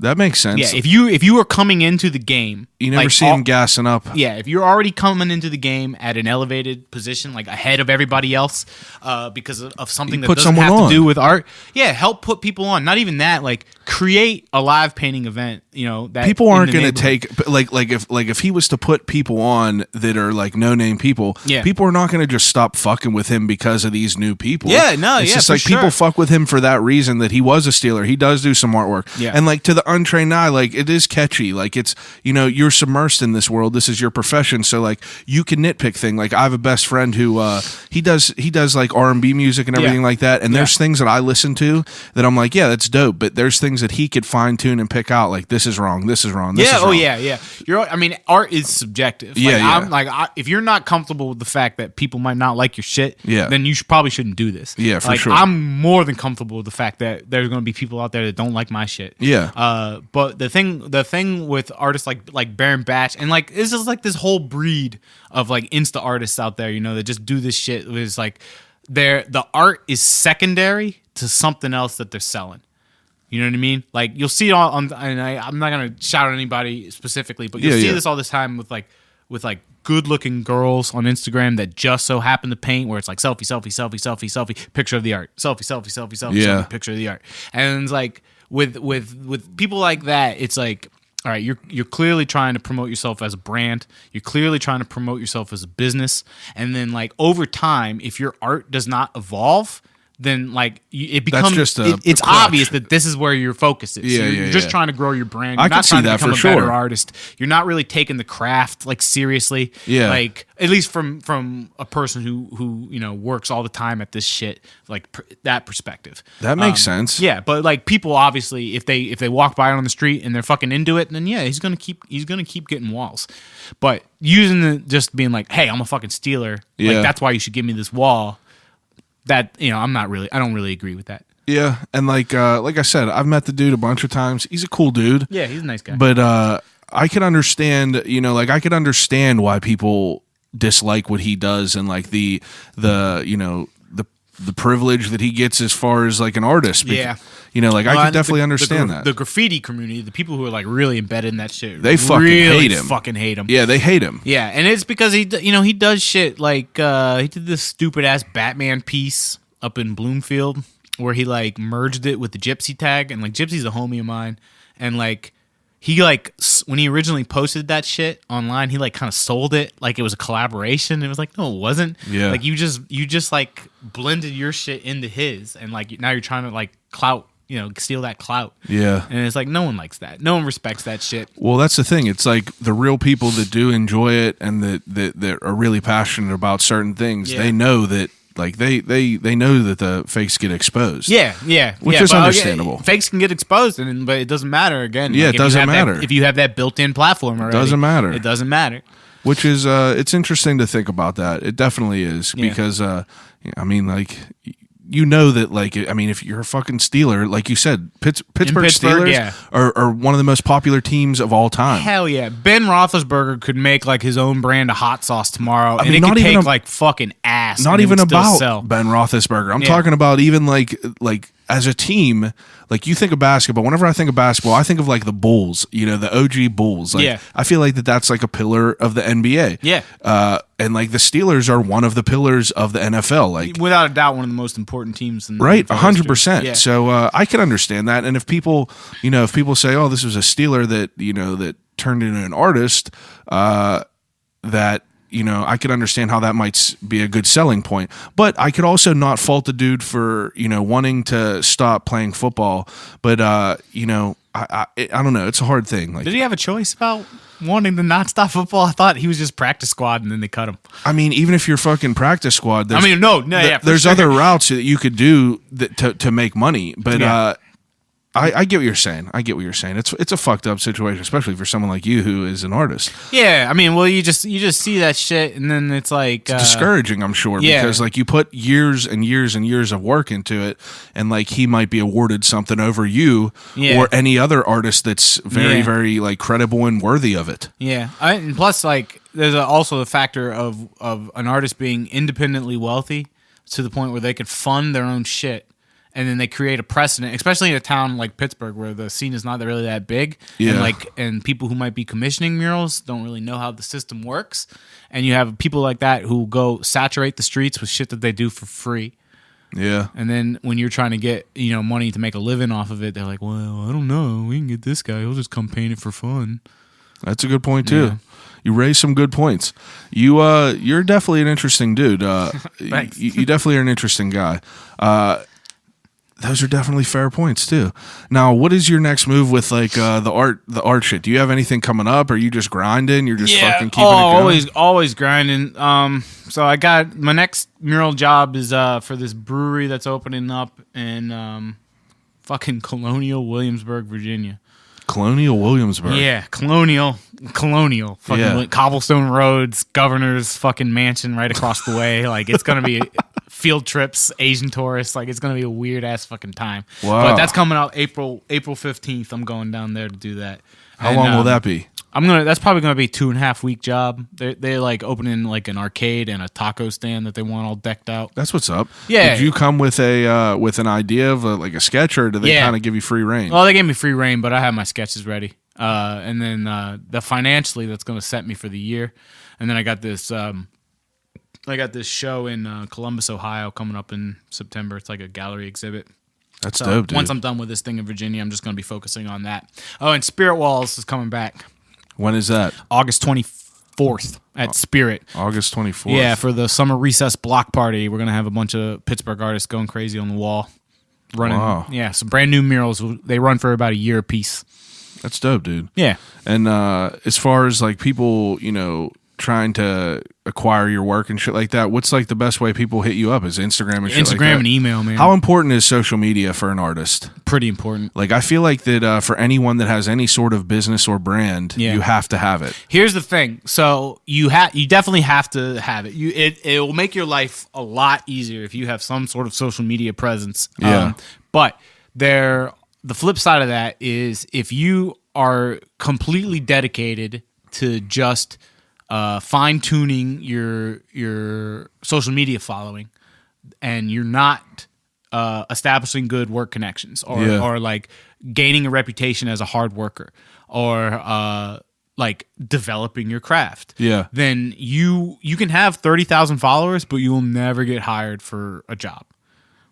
Or you will, and then you'll get asked to leave the project. Yeah, I've seen that shit happen. Like they've asked people to leave, dude. I've worked with artists who I watched like shoot themselves in the foot because like they don't realize how they don't. And this sucks, but this is my reality too. But they don't realize how replaceable we are.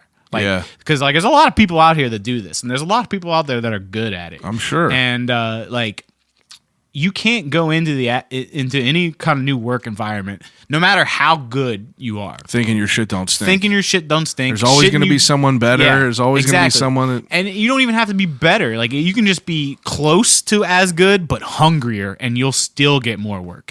That makes sense. You got to be willing to put in the hours. You got to be willing to work with clients and to like help them actualize the vision that they have, if they have one. Now, how do you stay, motivated and growing? Like what do you take most of your motivation from these days?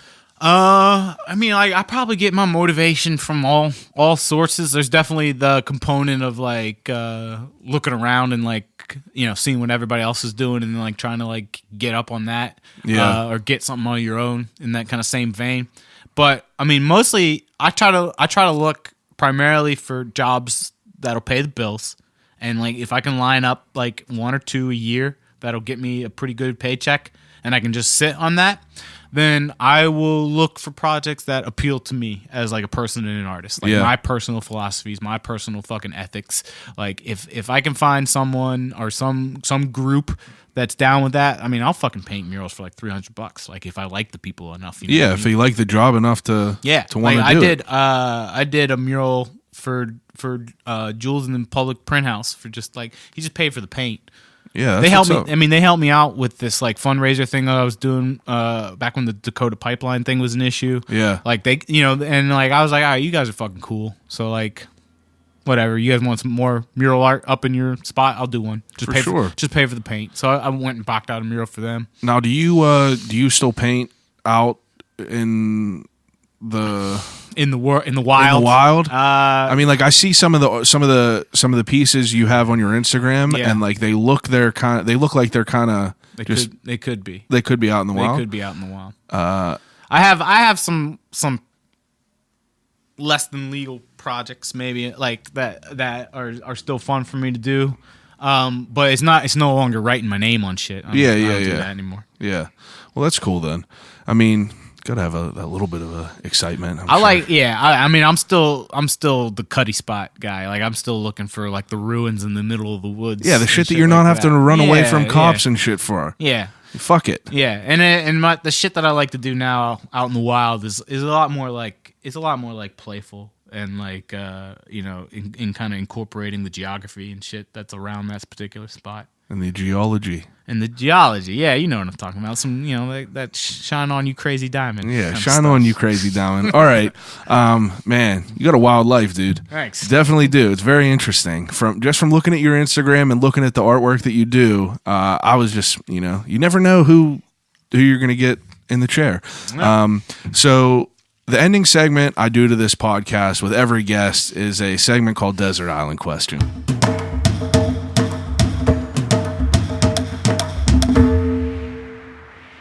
So I do this segment where I give each guest 3 categories, and I give each guest 3 choices for each category to take with them on a desert island. Mm-hmm. So your first category is things to watch. It could be anything you want, whole series, whatever. All right. Okay, now we go. 3 choices. 3? 3. You get to pick 3. 3 things to watch. Fuck. TV, movies, anything. Well, yeah, TV, movies. I'll give you a fucking VHS player if you want it. Shit, dude. No, well, all right. I'm definitely going with the Sopranos series. Dude, I need to watch it. I've been trying to get my wife to watch it. Lauren, the wife of Streets on Carson, the owner, she just started watching it, and she's like, you just need to fucking watch it. Yeah. I never watched it. No, it's the best. I've watched that shit maybe like 6 times. What do you think about the movie reboot? The prequel coming out. Yeah. I thought the original title was better. What was the original title? They were going to call it the Saints of North Jersey or something like that, and now it's just called Newark. Yeah. I guess I would appreciate it more. I think it would be sick with his son being in there. Yeah, that should be cool. I mean, like, I don't know if that kid can compare to fucking James Gandolfini. Come dude. on That guy now, who's comparing Dude, to James Gandolfini? I didn't like. I knew he was good in the role, but then like, you know how you like when you rewatch shit, you pick up different you look things. for different stuff. So the last time I watched it, I was just kind of like fucking mesmerized, fine-tuning it by how good of a performance James Gandolfini does as Tony He submersed Soprano. himself. He is that fucking character. I watched like 4 episodes in the beginning, with the ducks and everything. Yeah. Like I watched like the first 4 episodes, but I'm fucking married. It's hard to like rip through a show like that. I also need to watch Game of Thrones. Like everyone's fucking beating it over my head, but I need to get my wife into it. Game of Thrones is good. They would not make my Desert Island list though.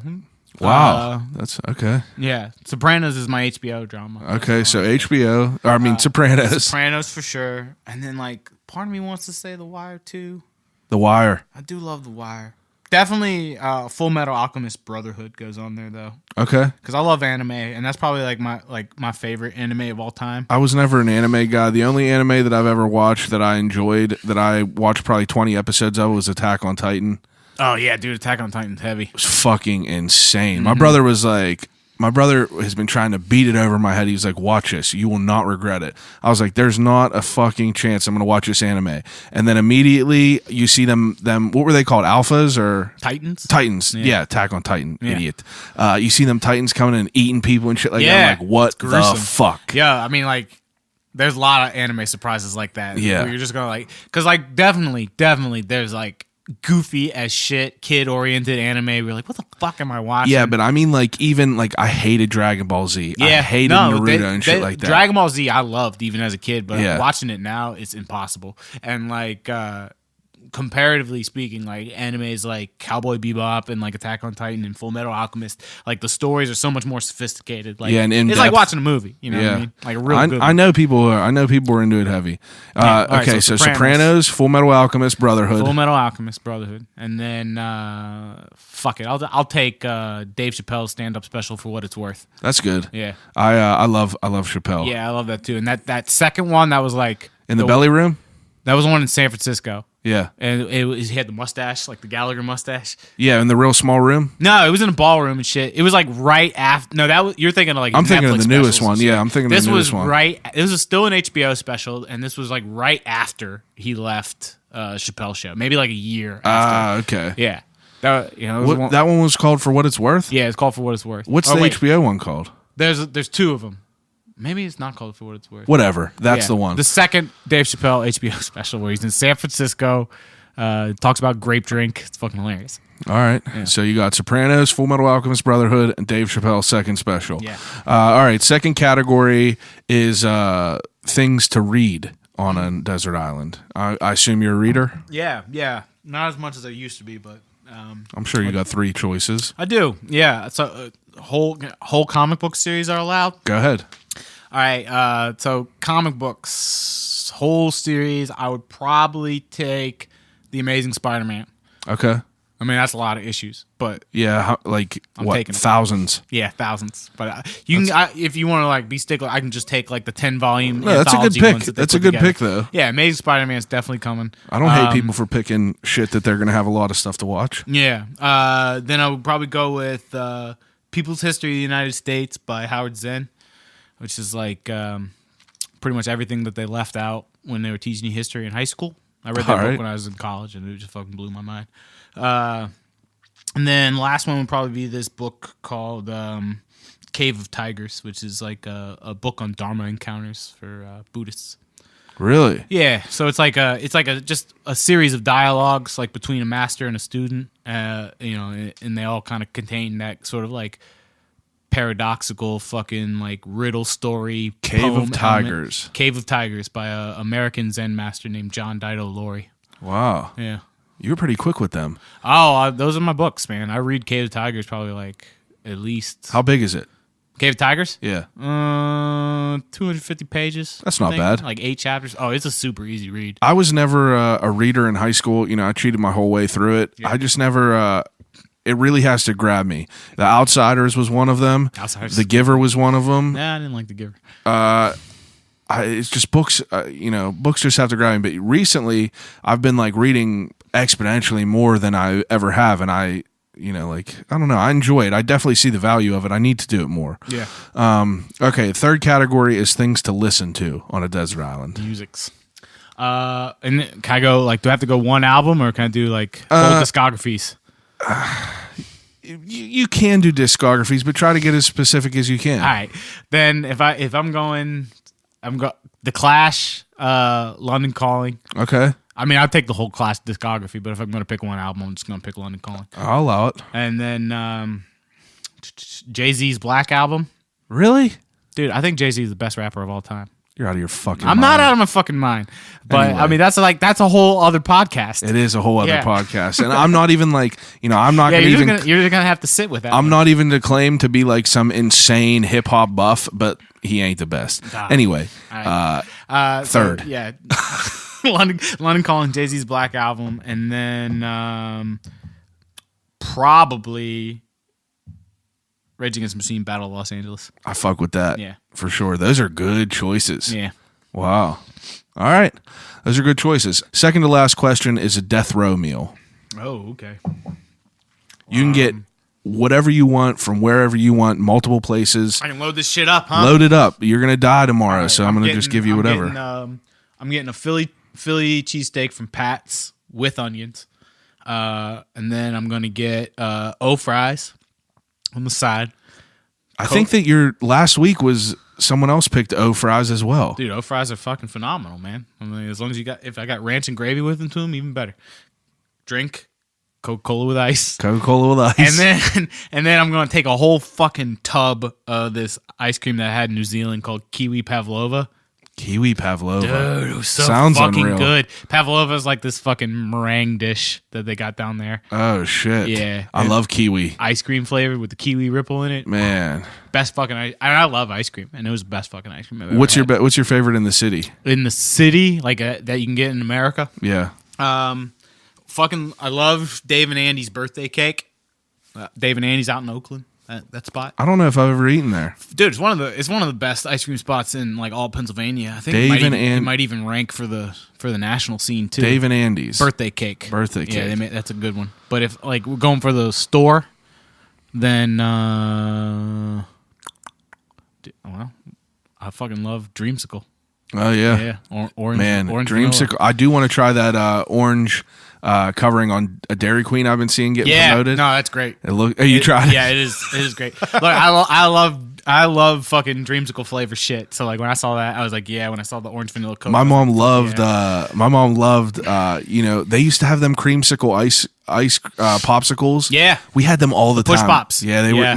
No. These were popsicles that had like a. Oh, right, with the vanilla on the inside. Yeah, Yep. vanilla on the inside. Yeah. Them things were fucking We used to fuck fire. with those as well as the push pops. Yeah, push pops were definitely good. Oh, they had like the Dreamsicle Flintstone push pops. You know, they were just like I've orange had and it. vanilla, like all in the fucking thing. 100%. Those were real good. Yeah, Man. and then like I used to go. My family, is from like my dad's side of the family's from Philly, so we used to go to Jersey Shore a whole lot, and like Dreamsicle, like that flavor, like came from New Jersey. Really? Yeah, they're like. I didn't know they're that. like super big on it on the boardwalk, so you get like the real bomb shit, Wow. like the Dreamsicle soft serve. Right next to rum ham. Yeah, right next to the rum ham and some discarded syringes. All right. So the last question that I ask everyone on the podcast is, if you could have a conversation with anyone alive or dead, who would it be and why? Damn, that's a good question. It's a good question. You're more than welcome to choose a loved one if you'd like, but if you do choose a loved one, I want you to choose someone who's not a loved one as well. Ah, okay. Everyone will always pick, a family member that they want to speak with again. Like mine would be my grandfather, but there's also like celebrities and shit that I would love to have a conversation with. Yeah, for sure. Damn, dude, I don't know. So I guess You could take a minute. I'll cut out any downtime. cool. Yeah, all right. Ponder on this. Play the People feel that there's so much pressure at the end. Like, well, this is a good question. Like, I feel like you should play the Jeopardy music or something over it while I'm thinking about this. Yeah. But yeah. Shit. All right. So I would probably like pretty much. I would enjoy talking to my Nona again. So love the one that she gets it. That's your grandmother? Yeah, my dad's side. Okay. Yeah, she was a really nice lady. And How old were you when she passed away? Ooh, when was that? 2013. I was in my 20s, so like maybe like 23.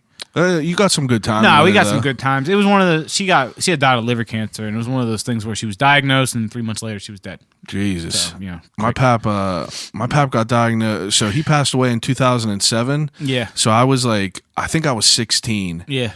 And it was fucked up because I feel like it's a fucked up age because like I didn't take advantage of it as much as I would have liked to. Mm-hmm. You know what I mean? I was still in the phase where like, oh, I had better shit to do, going to the mall and stuff like that. But he got diagnosed 10 years beforehand and fucking lived for 10 years. Slow. But I would love to be an adult and talk with him. Yeah. You know what I mean? Yeah. Have an educated conversation. Yeah. No, I got to do that with my like last living grandfather down in New Orleans. Like he let me stay with him over December when I was drifting around down there, drove back for the holidays. That's what's up, dude. Yeah, I got to know him as like a man, you know? Yeah, like as a man. Instead of my That's fucking what I wanted, grandfather. as a man. Yeah, it was fucking really interesting. So like I would like that experience with probably all my grandparents. So non-family related person that I'd probably like to talk to alive or dead. I think I want to have a conversation with Joseph Stalin. Really? Yeah. Why? Because he's a real notorious figure in history and all that kind of shit, and I feel like we don't have a straight story about that guy. Like, because I feel like a lot of it is like, fucking American, like anti-communist bingo, like that kind of shit. But then you look at that and you're like, all right, he might have did some like shitty stuff. But then he also was the one who's like the Soviet Union is like super responsible for beating the Nazis. Like they did more work than anybody else in that theater. And like he made a lot of like fucking hard choices. You know what I mean? To like keep the Soviet Union alive and not have it overrun by the Nazis. And if the Nazis would have overran the Soviet Union, that war would have been over and they would have won. Like, because like that was 85% of the German army died there. Like the two biggest battles in the entire war were on that front, and like the most resources and manpower that the German army had available were dumped against the Russians. 26 million of them died in that fight. Holy fuck! And it's like you can't get 26 million. 26 million. Can you fucking imagine that? Like you can't get like some Genghis Khan shit. It's horrible, man. You can't get that. Genghis Khan would be a good one to talk to too. Wild. But, you know how insane it is that John Wayne was Genghis Khan in that movie? Oh yeah, that's dumb. You know, like nowadays, with people like Scarlett Johansson can't even be in like a movie about like transgender or whatever, which is understandable. Ghost in the Shell, you mean?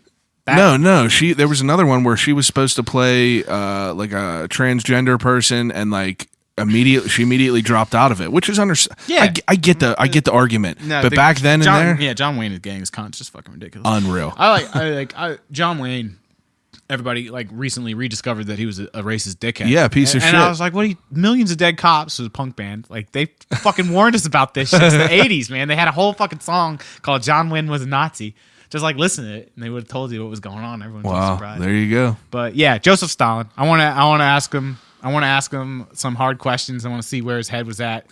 Want to grill him a little bit? Yeah, I want to grill him a little bit because I feel like he gets like the short end of the stick maybe in terms of you want to clarify historical memory. Yeah, so give him a chance to explain some shit. And like I'd probably do the same with Genghis because like a lot of people are like, oh yeah, Genghis Khan, the Mongols, like they just cut off a bunch of heads and like rode around everywhere. But the Mongols also created one of the most like pluralist societies in the history of humankind. You know what I mean? All religions were allowed under the Mongol flag. Like there was no religious persecution whatsoever. And like they had the first passport system, they had the first global currency. Like they created a peace after they were done conquering. I get it, but he's a fucking nutcase. Yeah, but like it would be interesting to hear though. Everybody's got to get their hands dirty. You know what I mean? Like if we're gonna sit here and act like our founding fathers didn't get their hands dirty creating this fucking place. Hey, you're right. You know what I mean? You're fucking right. That's what I'm saying. All right, those are fucking good. Those are good, all good answers, dude. All right, so take a minute and promote whatever you want to promote, dude. Okay, so yeah, just everybody in Pittsburgh, just be on the lookout for Spirit Walls coming back for summer recess, August 24th. Got a good lineup of all Pittsburgh natives going out on the wall, so it'll be fun to come down, have some pizza, have some beer, and watch some live painting go down. And then, if you're in the Columbus area, check out my show in September at the Blockfort Gallery called Rival Lands with Adam Hernandez. And then you can always follow me on Instagram at Brian Gonnella is boring. That's it. That's all my plugs. All right. Yeah. I will link everything below. So just scroll up and you'll have it right there. You can click, follow Brian on Instagram, and keep track on what he's doing. Everyone else that's listening, I appreciate it as always. Follow me on Instagram at I'll Call You Right Back. Check out the website. I got dope ass merch on there. www.I'llCallYouRightBack.com, and send me an email if you got any cool people that you'd like me to talk to. I'll call you right back at gmail.com. Call me a piece of shit if you want. Just give me some feedback. I'll appreciate it. Thanks for listening, and I'll call you right back.